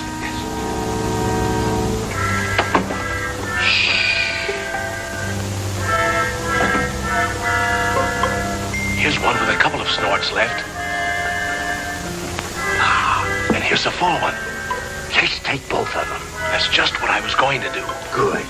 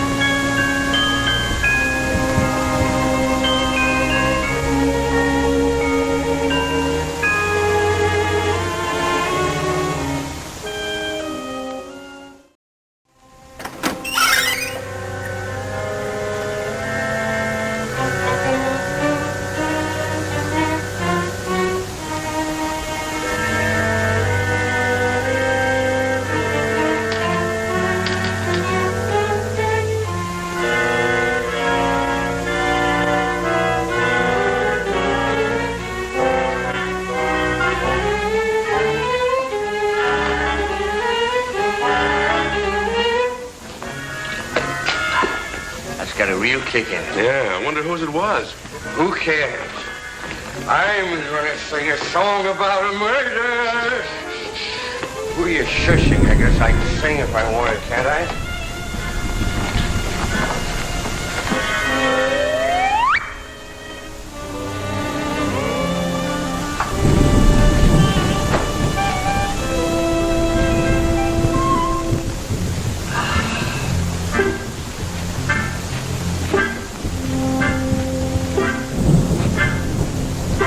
Well, this one's a dead soldier. Better hide the bottle before they start squawking. Where'll I put it? There's the spot. Nobody'll be the wiser. Well, just one more little drink, and then you go make shut-eye. Okay.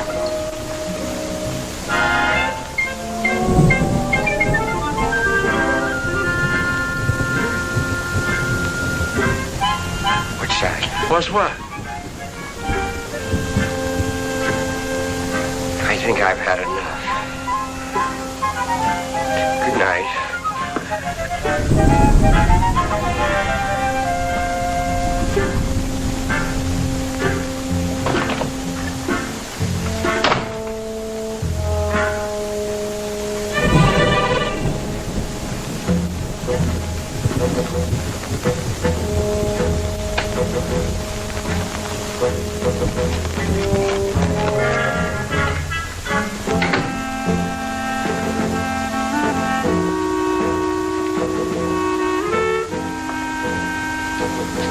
I thought we put it in the closet. I know we put it in the closet. Did you? Never mind. Let's put it where it belongs.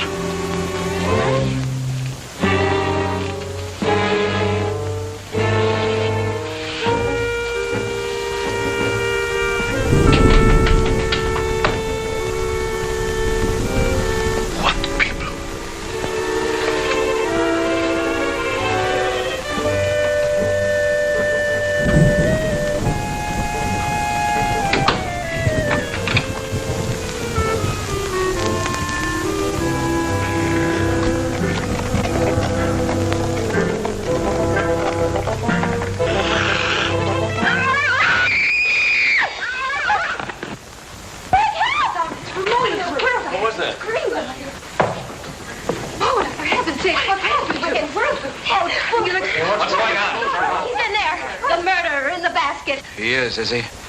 I'll give you till the count of 3 to come out. 1, 2, 3. Don't shoot! Don't shoot!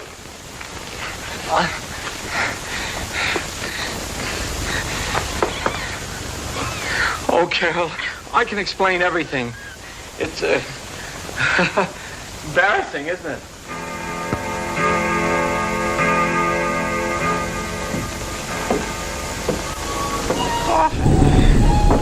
The coffin.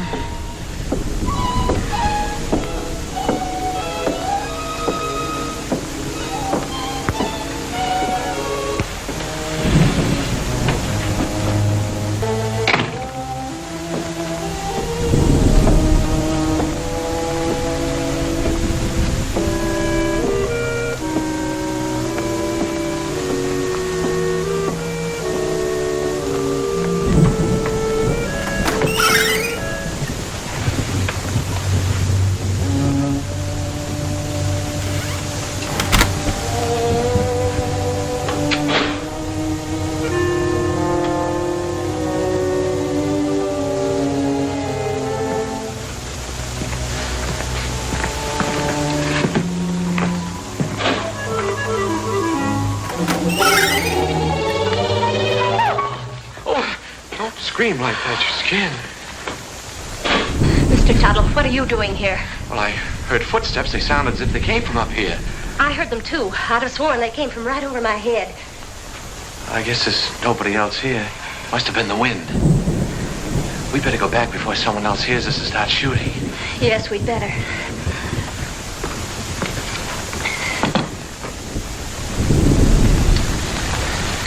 Oh, if you get frightened, I'm right across there. You call me. That's a big help. Thank you. Good night. Good night.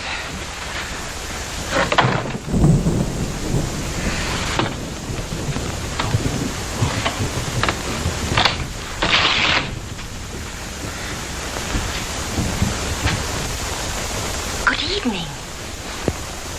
Did you sell any insurance? Now listen, Carol. Dunlap to you. No matter what you're thinking, I'm innocent. I was just taking her back to her room, then I was going to my room. Oh, you've had a busy night. You mean when I get into Margaret's room? That wasn't my fault either. Why, you Casanova. Oh, you got me all wrong. I got into her room to her mother's room. I was lost. Well, if you don't believe me, perhaps you'll believe Mrs. Rutherford. Mrs. Rutherford! You don't have to explain. I only know what I've seen. She doesn't answer. Mrs. Rutherford? I just left her. You better go in. I'll show you. Is she awake? Is she?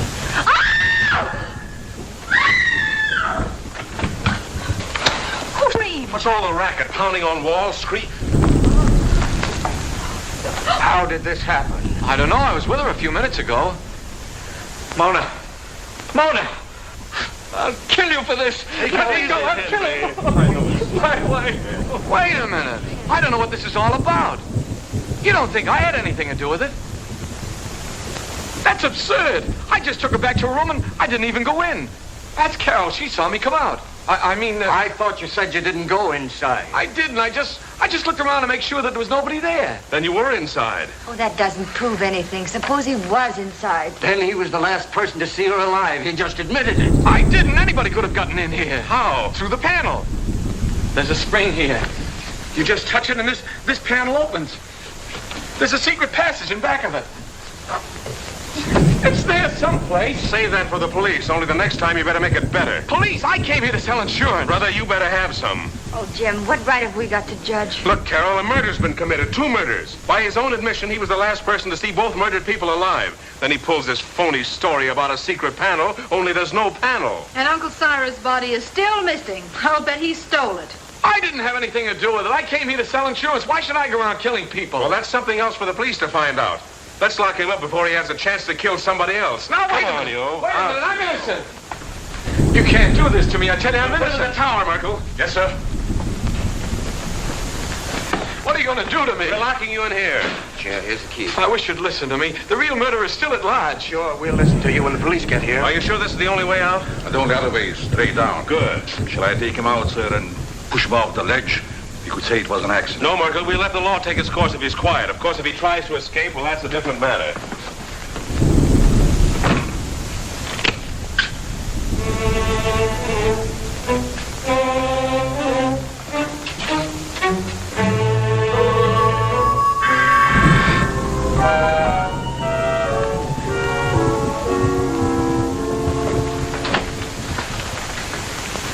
How's Henry? Pretty broken up. I'll see what I can do for him. Perhaps he would like some coffee, sir. Oh. Jim, about Albert. Sorry, Carol. I'm afraid he's just a wrong guy.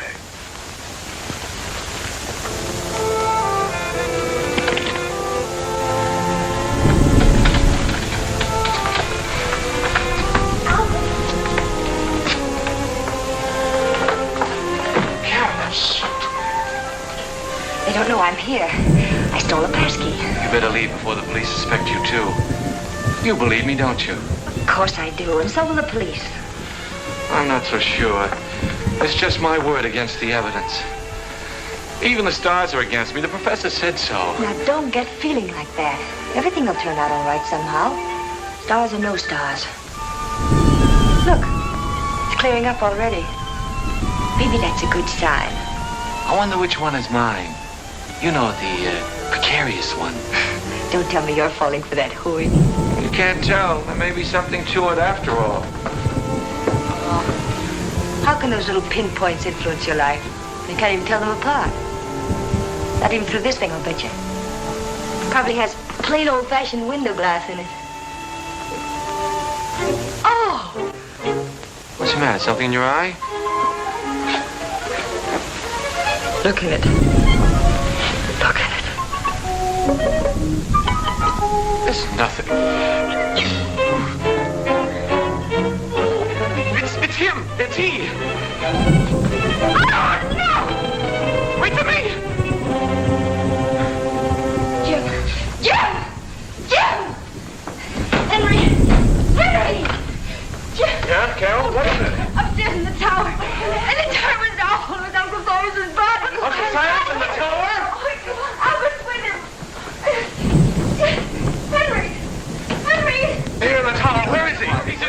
It's horrible. What? Right there. It is Uncle Cyrus. Uncle How Cyrus, did that you were up here all alone. What did you do? Something wrong? My telescope? Let me see. Remarkable. Very remarkable. I've never seen the moon's face so clear. The star... Get him out!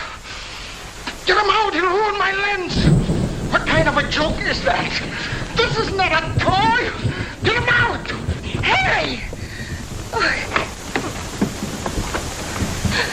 Henry!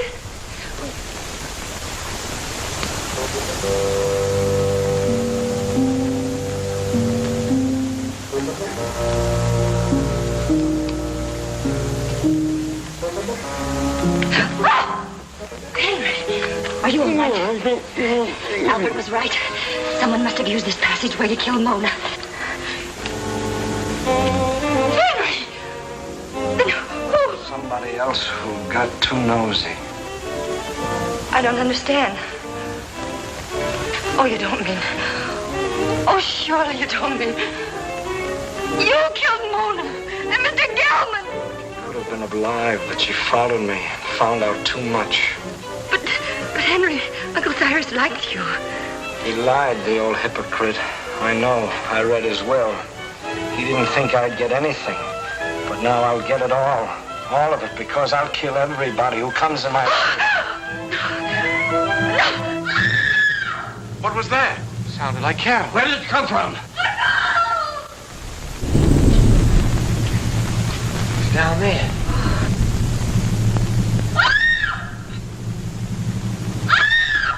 Come on, Tony. We've got to find her.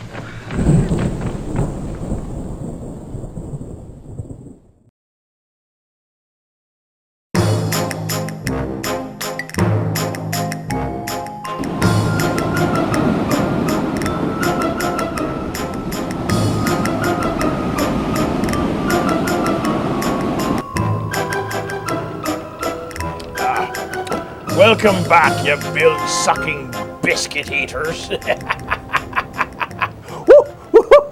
Guess who? No, it's not Henry Cavill, but I often get mistaken for him. Before I'm asked to leave, that is. It is I, the scourge of the seven seas and the three rivers, Captain Calico Drake. And once again, I visit your living rooms, your iPads, your iPhones, and Dick Tracy wristwatches to continue filling your night with plunder and panic as we continue hosting the worst of monster movie mayhem, this side of casting Dwayne Johnson in a Black Adam movie. And that was pretty bad. And speaking of bad, Captain, the coffee that Bela Lugosi is trying to pawn off on everyone must be pretty bad in tonight's movie. No one wants any. Well, that's because you're led to believe that it's poisoned, Jack. Poisoned? Poisoned. Well, that explains why no one wants a cup. Well, aren't you the detective? Would you like some? I always thought I'd make a great detective story. Oh yes, me too. I can see it now. 11:45 arrives at crime scene. 11:45 examines the body, signs of a struggle. 11:45 discovers murder weapon in drain. 11:45 realizes his watch is broken. Knock knock, Captain. Who's there? Detective. Detective who? Hey, I'm asking the questions here, Pally. Perhaps you can give the Tin Man some help in solving this case. Nothing like solving crimes accidentally. That's me, Sherlock Holmes. More like Sherlock Holmes. And yes, the Scarecrow from the Wizard of Oz sure is a great detective in this movie. You mean the Tin Man? Backed yourself into a corner there, didn't you, Captain? Mr. Bones, would you like to host the movie? No, it's your, it's your thing. Are you sure? Because we could always call it Deaf and Buried Treasures, with your host, the skinny, bony, one-eyed pirate hat wearing guy who never listens. If you like. Oh, that would go over well on Instagram. Captain, can I file my charge against this person? Oh. Yes. Death and buried treasures. You're still here? I as well, Captain. Who is this Gigi person? Well, I'm very sorry, ladies. I knew you were impatient, Annette, but as a CLO on board, I always understood you to have developed more patience. Especially since last week, they didn't get your order straight in the gallery, and you were served a ham sandwich, but with no ham on it. Yeah, but that... And Gertie, when you discovered a way to make diesel fuel taste like calorie-free chocolate, it took you 297 tries, didn't it? Yes, but... And you blew up the lab on the starboard side, right? And what did you do? I moved to the lab on the port side. You what? And what did you say about those 297 disasters? Gertie? That they weren't 297 failures, but they were 297 different ways not to make chocolate. And can you ladies not see past this time to spare poor Gigi's feelings because she just happens to know a little bit about you? I suppose. Yes. There. Thank you, ladies. Do you still wish to file charges? No. No. Excellent. You're a peach. And dismissed. You discovered a way to make calorie-free chocolate and you didn't tell me? Goodbye, Annette! Give it a rest, will you, Casanova? And you talk about the captain's libido.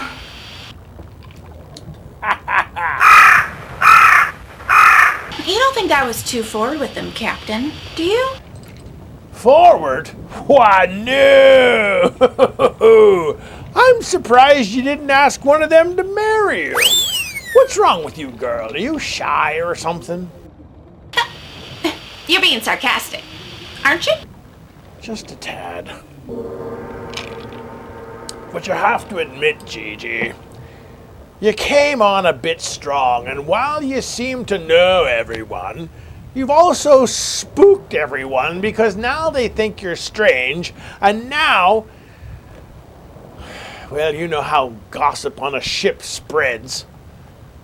But then again, people say I have a bad attitude. I say screw 'em. It didn't work. Well, what didn't work? Now you're leaving out a good part of this. Why don't you start right at the beginning and tell me why it didn't work? What are you talking about? How do you know everything about everybody? It's as simple as that. It just didn't work.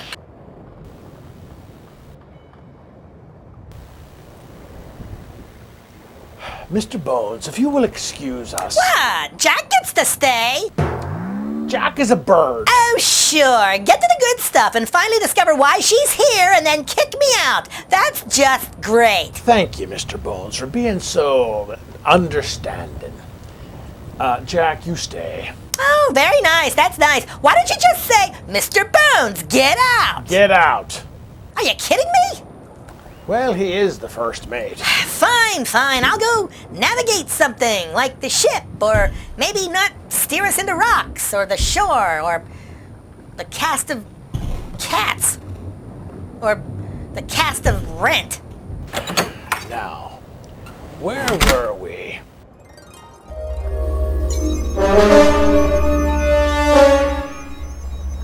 What the devil? What the devil is...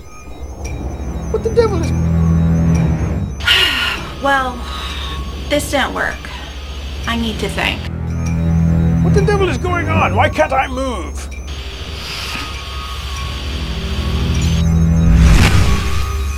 Because I need to think.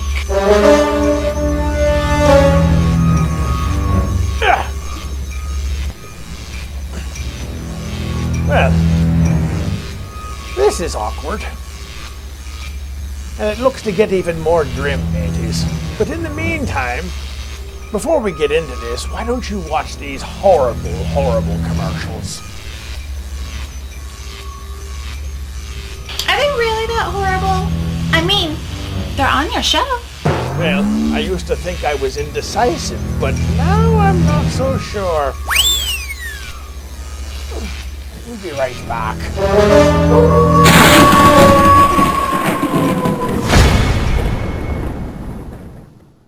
Get your Dead and Buried Treasures merchandise at redbubble.com with the search words Dead and Buried Treasures. T-shirts, travel mugs, hoodies, blankets, phone cases, and much, much more. You too can even take a shower with Captain Calico Drake with a shower curtain. This is ridiculous. How is this even possible? That's redbubble.com and use the search words Dead and Buried Treasures. So what are you waiting for? You too can be as cool as a pirate. Yes, of course. That's redbubble.com and search for Dead and Buried Treasures. Redbubble.com. That I thought I would dabble in the art world myself. That's redbubble.com and search for Dead and Buried Treasures.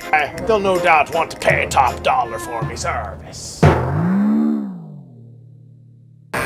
Phoenix Comics and Toys has done it again. Hi, Decoder's here! Yar, me hearties! The Dead and Buried Treasure Fan Club is now accepting new crew. Wow, Jonathan Benson at H7. Each fan club kit contains one decoder statue with a secret compartment containing your doubloon, one autographed photo of the Captain and Jack, and one welcoming letter. Yar! My gold doubloon! Decode each episode's code for a chance to win prizes. Yar! Set sails to Etsy and Facebook to order yours today. Yar! Buster, your brother needs to use the bathroom. I'll be right out, Lovers.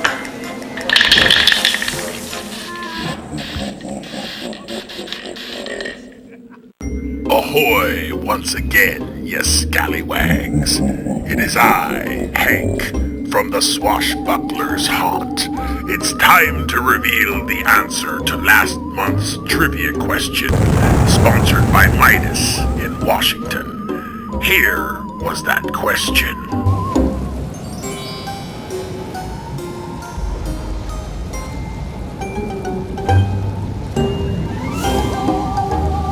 As a fellow pirate and a member of Drake's crew, that seemed pretty straightforward to me. Aye, but just in case, here was the answer to that less than perplexing question.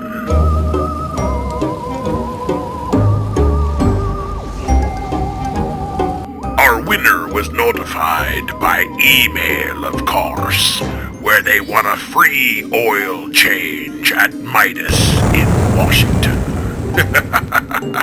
Jealous? Can't say I blamed you. If that's the case, make sure to tune in later this evening where you can save yourself a ton of treasure and get a free oil change yourself if you can act quicker than the Kraken and get this month's question correct. And keep watching Dead and Buried Treasures and her sister shows, our pre-show Walk the Plank and after show The Pirate's Booty. Stay the course, me fiends, and abide by the code.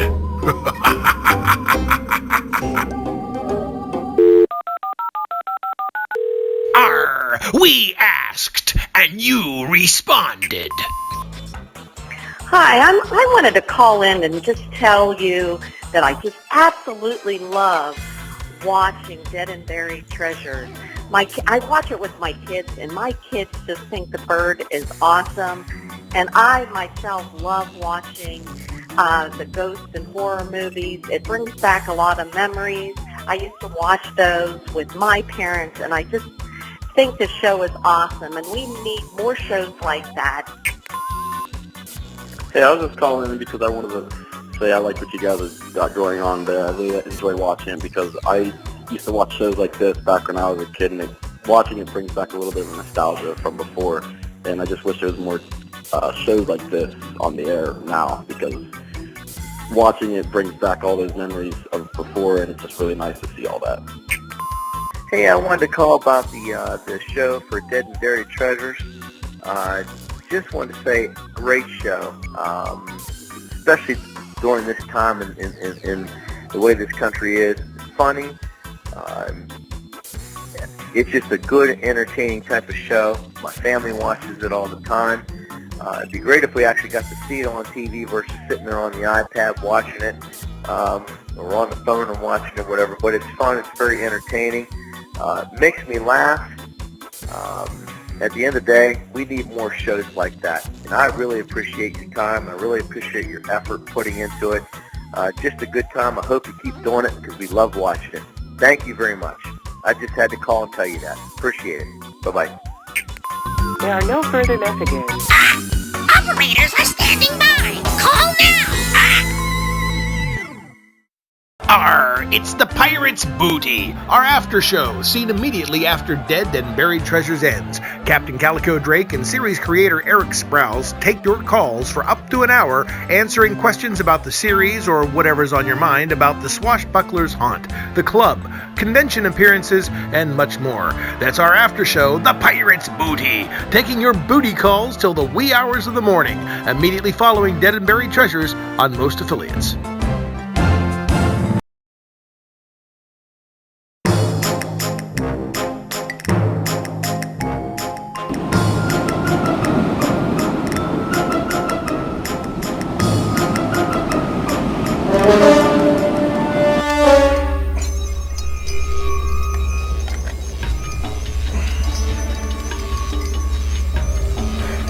Prisoner in my own cabin. Can't even reach my damn guns. Captain Drake, I need to speak with you. I knew I shouldn't have had that pink drink at Starbucks. Stuff is strong. It screws with you. No, Captain. I see her too. What do you know? You had those cake pops.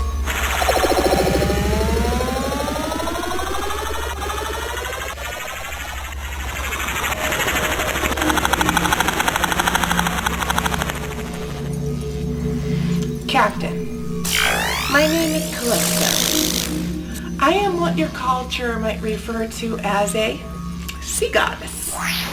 Oh, sure. Go ahead, ghostly apparition. You really don't remember, do you? I remember that I haven't taken me meds. Amazing. The man with no face was completely thorough. And Walter Time's theory was correct. What are you talking about? And you know, where is security? How is this woman even on board, Jock? Is Bitterman playing Fortnite somewhere? Captain Drake, you were approaching an abandoned ship in the middle of the ocean with a distress call. Don't you remember? No.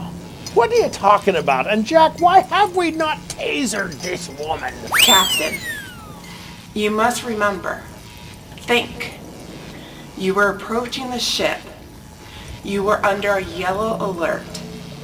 You were about to raise your shields. What are you talking about?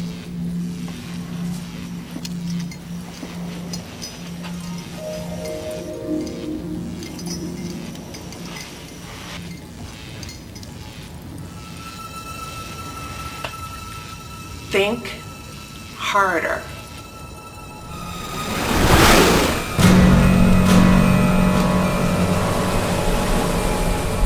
Status, Mr. Bones.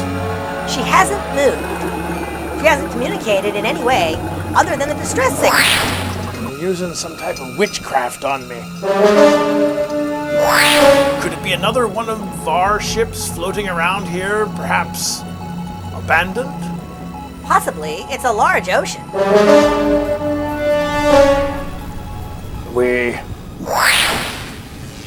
We were slowly approaching, and they were under a flag of truce.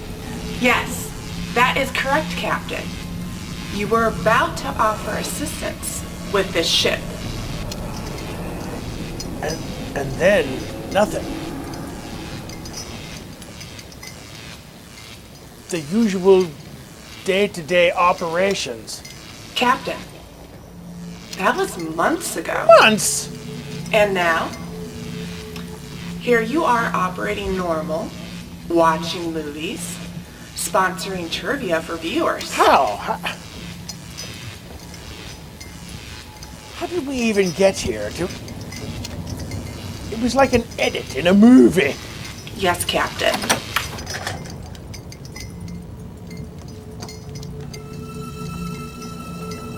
Captain, can't you remember?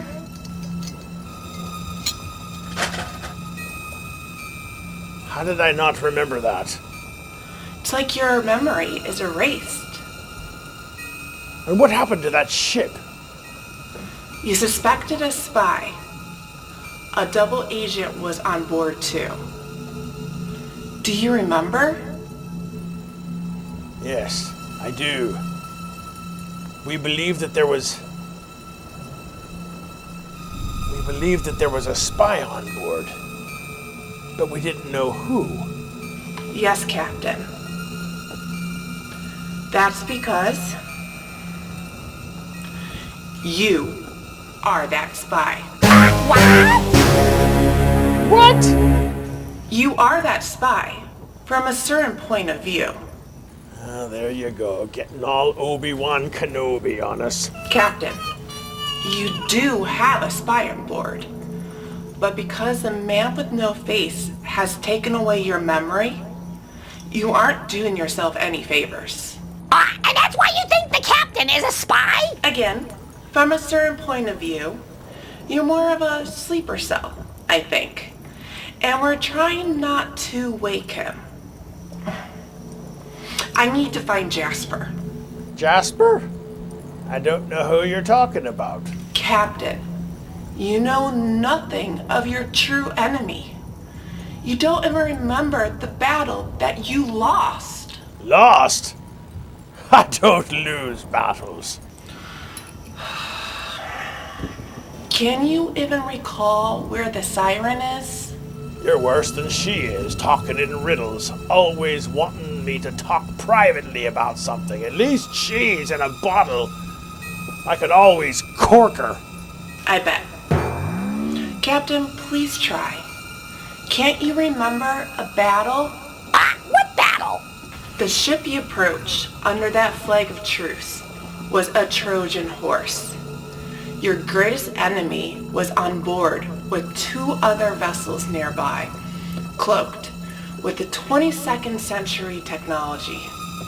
They were invisible. Oh, invisible! I see. Yes, of course. How did they get that technology trapped here in the 21st century? The Battle of Bermuda 400 years ago deposited all involved throughout history. All of you. Remember what Marabella explained to you when you ran into her for the first time in this century? Pirates were dropped throughout history. The man with no face stole the tech from the 22nd century where he was dropped and came back to this century attempting to go back to yours. But that is unimportant. Good, because I don't think I'll remember any of this. No, you won't. Because the law of the sea won't allow it.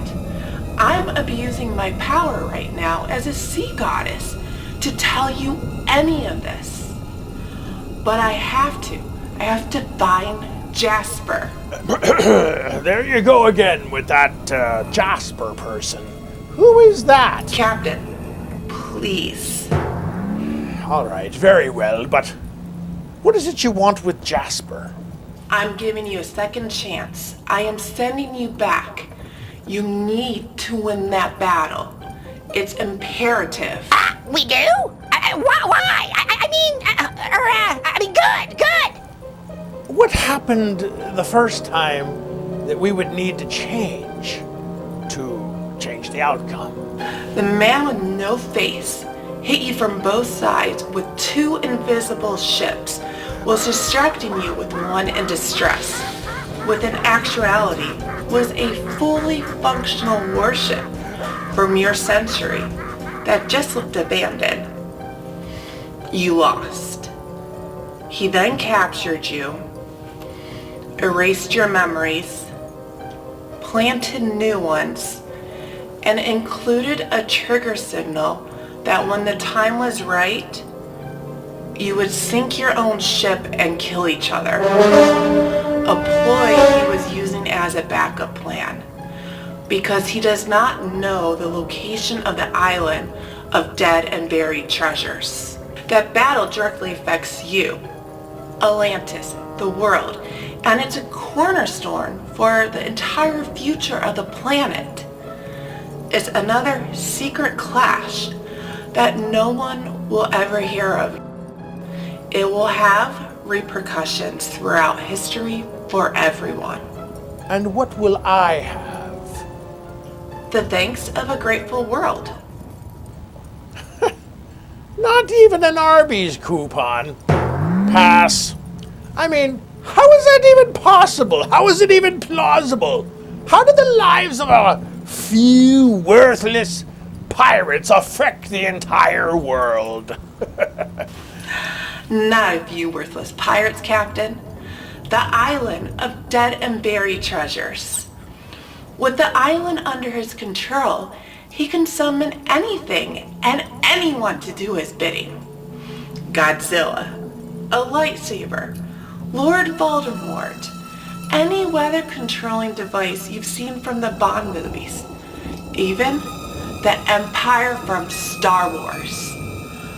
But you must put your ego aside and not rely on strength, but cunning. You are the only one who knows of the location of the island of dead and buried treasures. As for me, I need to find Jasper, and this is the closest I've ever been. Why Jasper? I'm out of time. I can speak no longer. Even I have limits. Listen to the siren and put aside your ego. Use your cunning, not brute strength. This needs to work, Captain. It has to. The hooded man's Trojan horse will change the world unless you are successful. Unfortunately, you will not easily remember this when you travel back in time, but Jack might. Travel back in time? How will we do that, Calypso? You are sitting on a ship full of movie props, Captain. I'm sure you will figure it out. Travel back in time?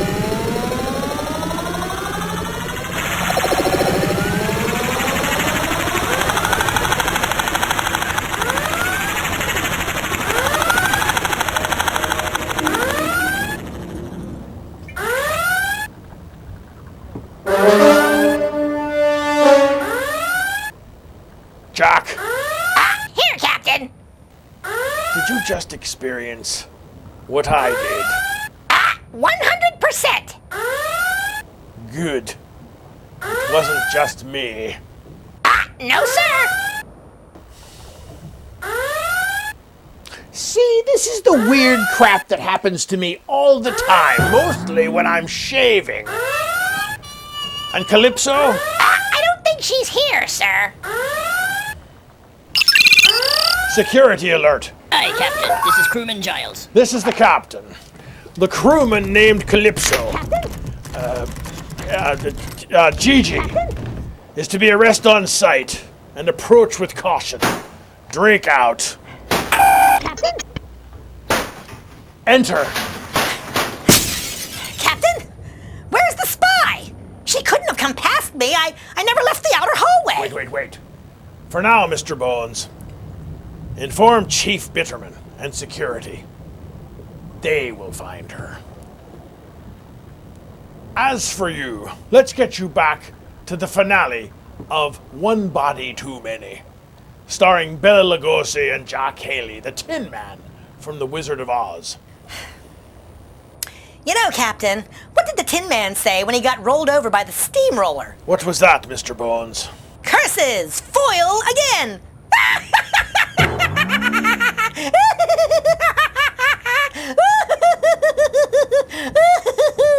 Well, at least they have the right man in place to solve a crime.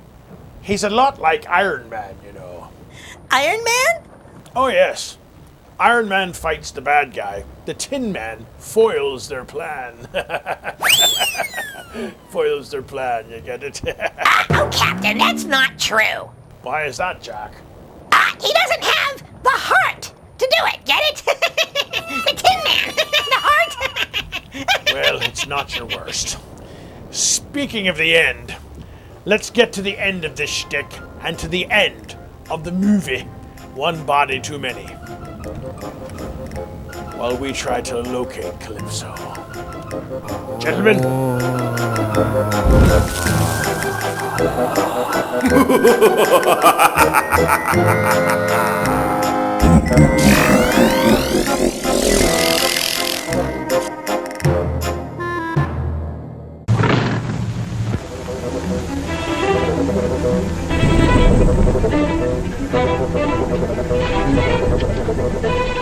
This way, men! Oh, excuse me. Hurry up, man! I got him! It's a killer! Hurry up, man! Hurry up, man! Don't be afraid!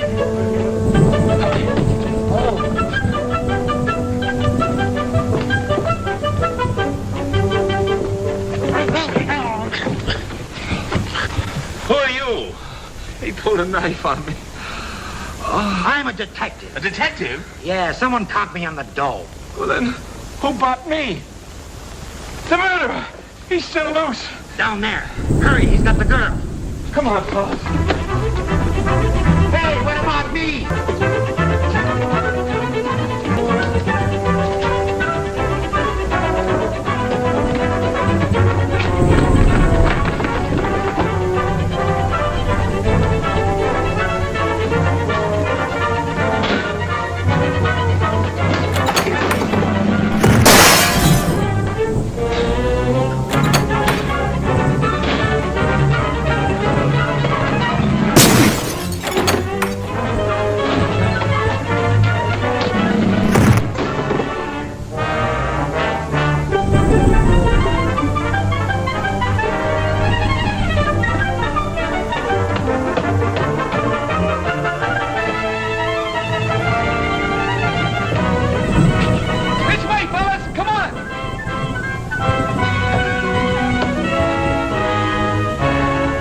You're gonna have an accident. You're gonna fall off the tower.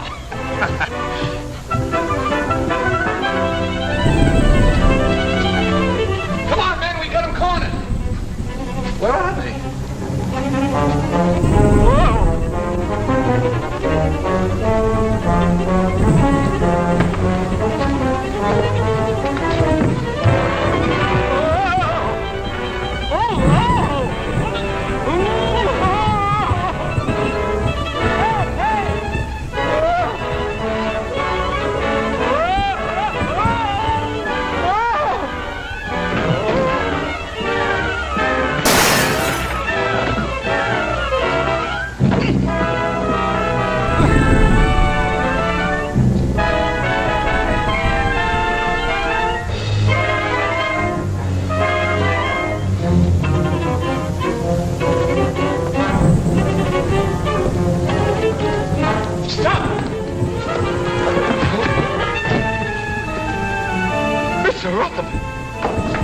It's Henry!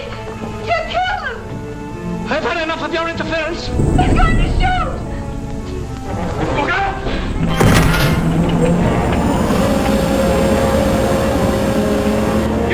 Gelman and Mona. That's right. Uncle Cyrus underrated me.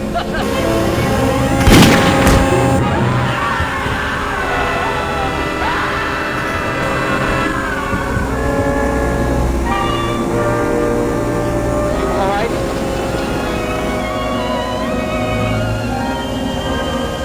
Well, quite a satisfactory will. Go on, Jim. That's all there was to it. Henry had read the will, knew he wasn't going to get much money, so he tried to reverse it. Gelman caught him reading it, so Henry killed him. Well, now that the old boy's resting peacefully in his vault, we're all set for life. Let's have a drink on it. Would anyone like a cup of coffee? No coffee for me. Not for me, thanks. I'm going to have something stronger. Well, Carol,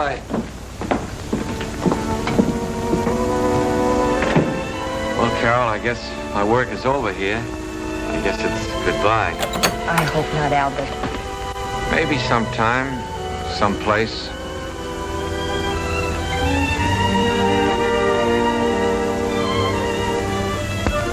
Go on in, pal. She's waiting for you.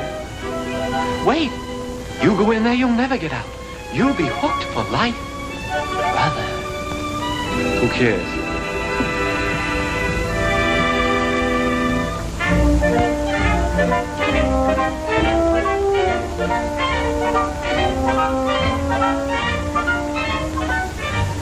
Such fine coffee, isn't it? Oh, Al.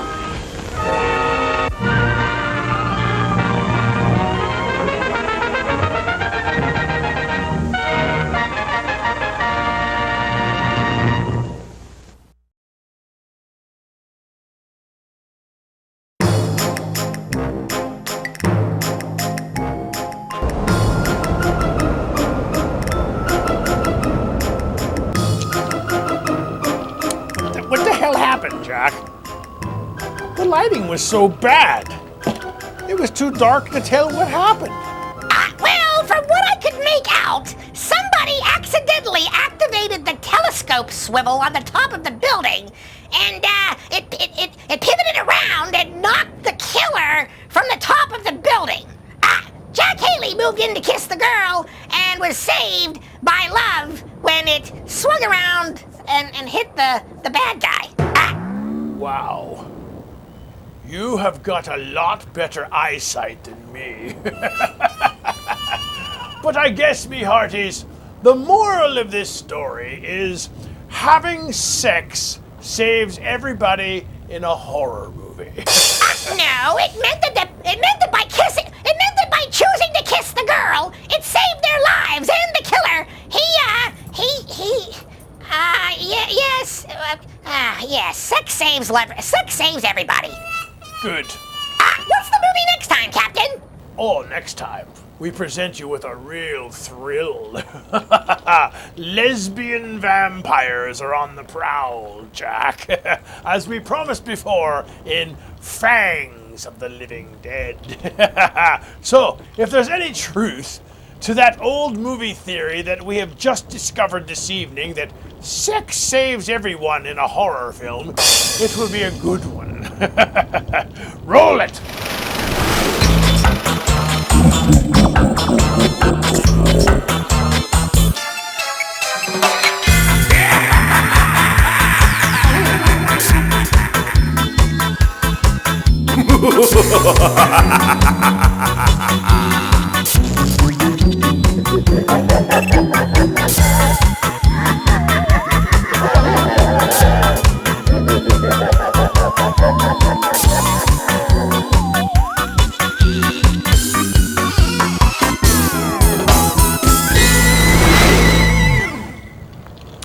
Now that looks like a really good movie, Jack. Lesbian vampires. Who would have guessed? You probably should not be standing up, sir. Huh? Why not? What happened to Gigi, Captain? Well, I'm not quite sure, Mr. Bones. You're not sure? I came, I saw, I eventually forgot what I was doing, retraced my steps, and I got distracted on my way back. So now I have no idea what's going on, And I have to pee. Calypso did say we would eventually forget all about this, but we had to relive a moment in time first, sir. Who is Calypso?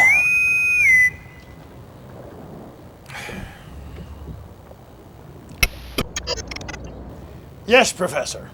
Captain, I just spoke with Chief Bitterman. Has he located the crewman named Gigi? Captain, he said that there's no crewman on board named Gigi, nor is there one on the ship's manifest. Thank you, Professor. Drake out. Very curious, Jack. Everything is tied up with a nice little bow, except Calypso for some reason. But Gigi, Calypso, said something about repeating history and using cunning instead of brute strength. And who is she? And why was she here? Captain, I'm sorry to interrupt, but we have a distress signal coming in on the emergency channel. So? Perhaps we should check on it, sir. Why? Does it affect me? Ego, sir. Ego. Ego. Yes. Calypso told us to put ego aside. So she did. But why check on it? Because it's the right thing to do. Siren! Where have you been? Right here, Captain. Where else would I be? Is this it, Jack? I mean, have we time traveled? Is this the distress signal we encountered before? I don't know. There is something very familiar about all of this. Maybe this is the moment in time we needed to relive, sir. Maybe this is the moment. She hasn't moved. She hasn't communicated in any way other than the distress signal. Captain, this does feel very familiar. I was thinking the same thing, Jack, but how did we get here? This is like deja vu. I feel like we just watched the movie The Last Man on Earth with Vincent Price. Maybe this is the ship that was playing possum in the battle that we lost. Or lose, sir. Well, I'll see about that. Mr. Bones, scan her. Is she refitted with 21st century capabilities? Checking, sir. It cannot be determined, Captain. She's still too far away. This is history repeating itself, Jack. I'm beginning to remember. I as well, sir. But something happened here. Calypso said that the ship has a Trojan horse and we were being hunted by the side. By both sides. By two other cloaked ships. Invisible. I think the last time we hoisted our colors. Calypso said we had to change our efforts, Jack. Change our efforts. Something about me ego. Is hoisting our colors a showing a side of ego? Possibly, Jack, but I can't remember. What do we do to avoid doing what we did before if we can't remember doing what we did before? Still no response from our hails, but their distress signal is automatic. I'm still receiving it, but nothing else. Well, we better figure it out fast, Captain. The alternative isn't pleasant. I know.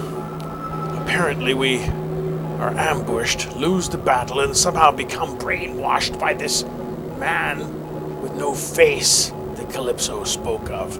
Did they sink the haunt? Getting a message now. The unidentified ship says her radio is out and she is unable to respond other than Morse. Do we hoist our colors, sir? What is the correct command here, Captain? Captain? Captain? Captain?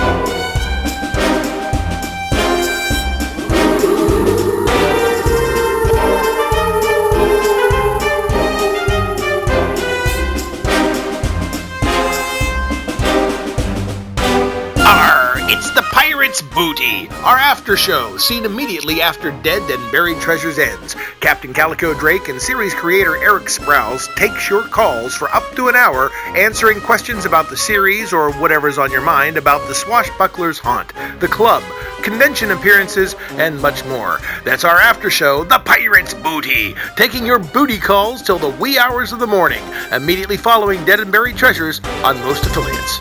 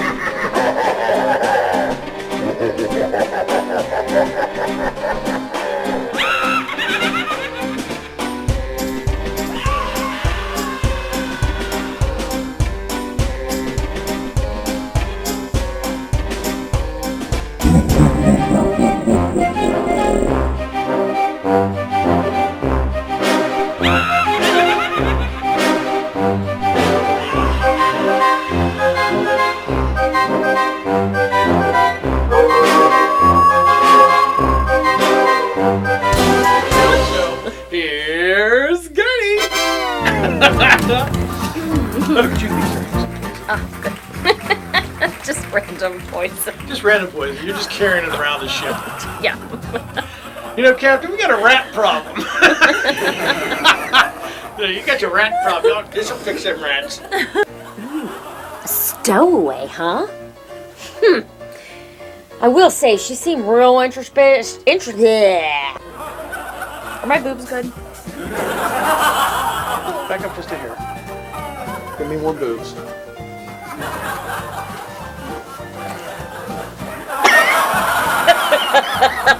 Gertie's lines. Here we go.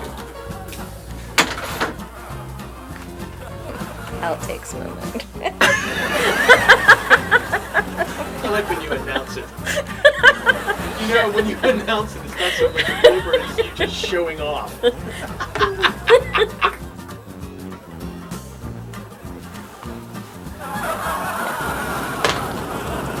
This is Wilford Brimley. Diabetes. And can you ladies not see past this time to spare Gigi because she knows a little bit about you? I suppose. No. Oh! Sorry. I thought I saw no. I thought I saw no. Let's just change the 4 next hours. Okay. Sorry. Whoops. She just changed everything. You must...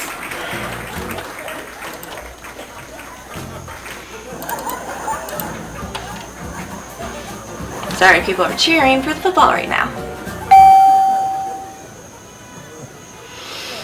Sorry, people are making the car alarm go off because of the game.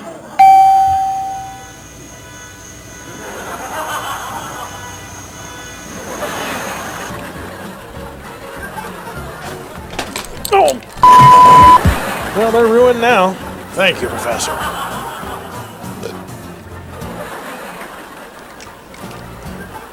You know, it's funny, you guys can't see this, but if there was a crewman here that could tilt that camera down, I'm standing here in my underwear. The magic of Hollywood. All right. I think that'll do it. Diabetes. Shiver me timbers, Captain. Ha ha ha. Aye. You putz.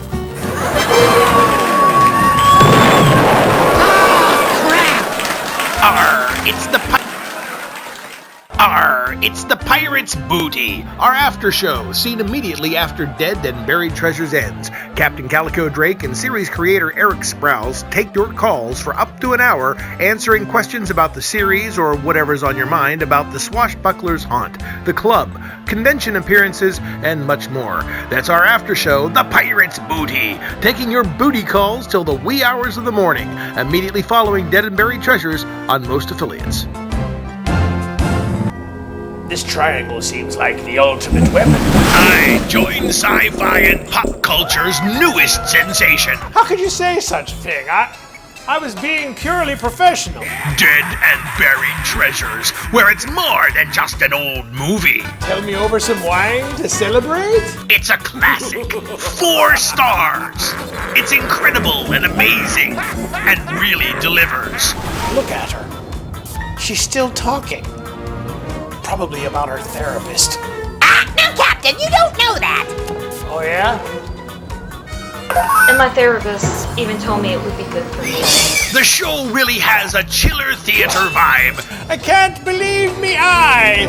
It's comedic and spooky, and blew me out of the water. Identify yourself, or I'll be forced to sink your ship. Oh, yeah, and somehow we've pissed off Batman, and he's about to sink our ship. Dead and Buried Treasures and its sister shows, Walk the Plank and The Pirate's Booty, where it's Halloween all year long. Can you sing Under the Sea? No. Part of your world? No. Kiss the girl? No. Well, then how would she even know you're a mermaid? Do you think mermaids just sit around all day and sing songs like in The Little Mermaid? Don't you? For a complete listing of news and where you can see the show, check out the Dead and Buried Treasures Facebook page. I mean, have you seen our show, Jack? Even I regret it. And I host it.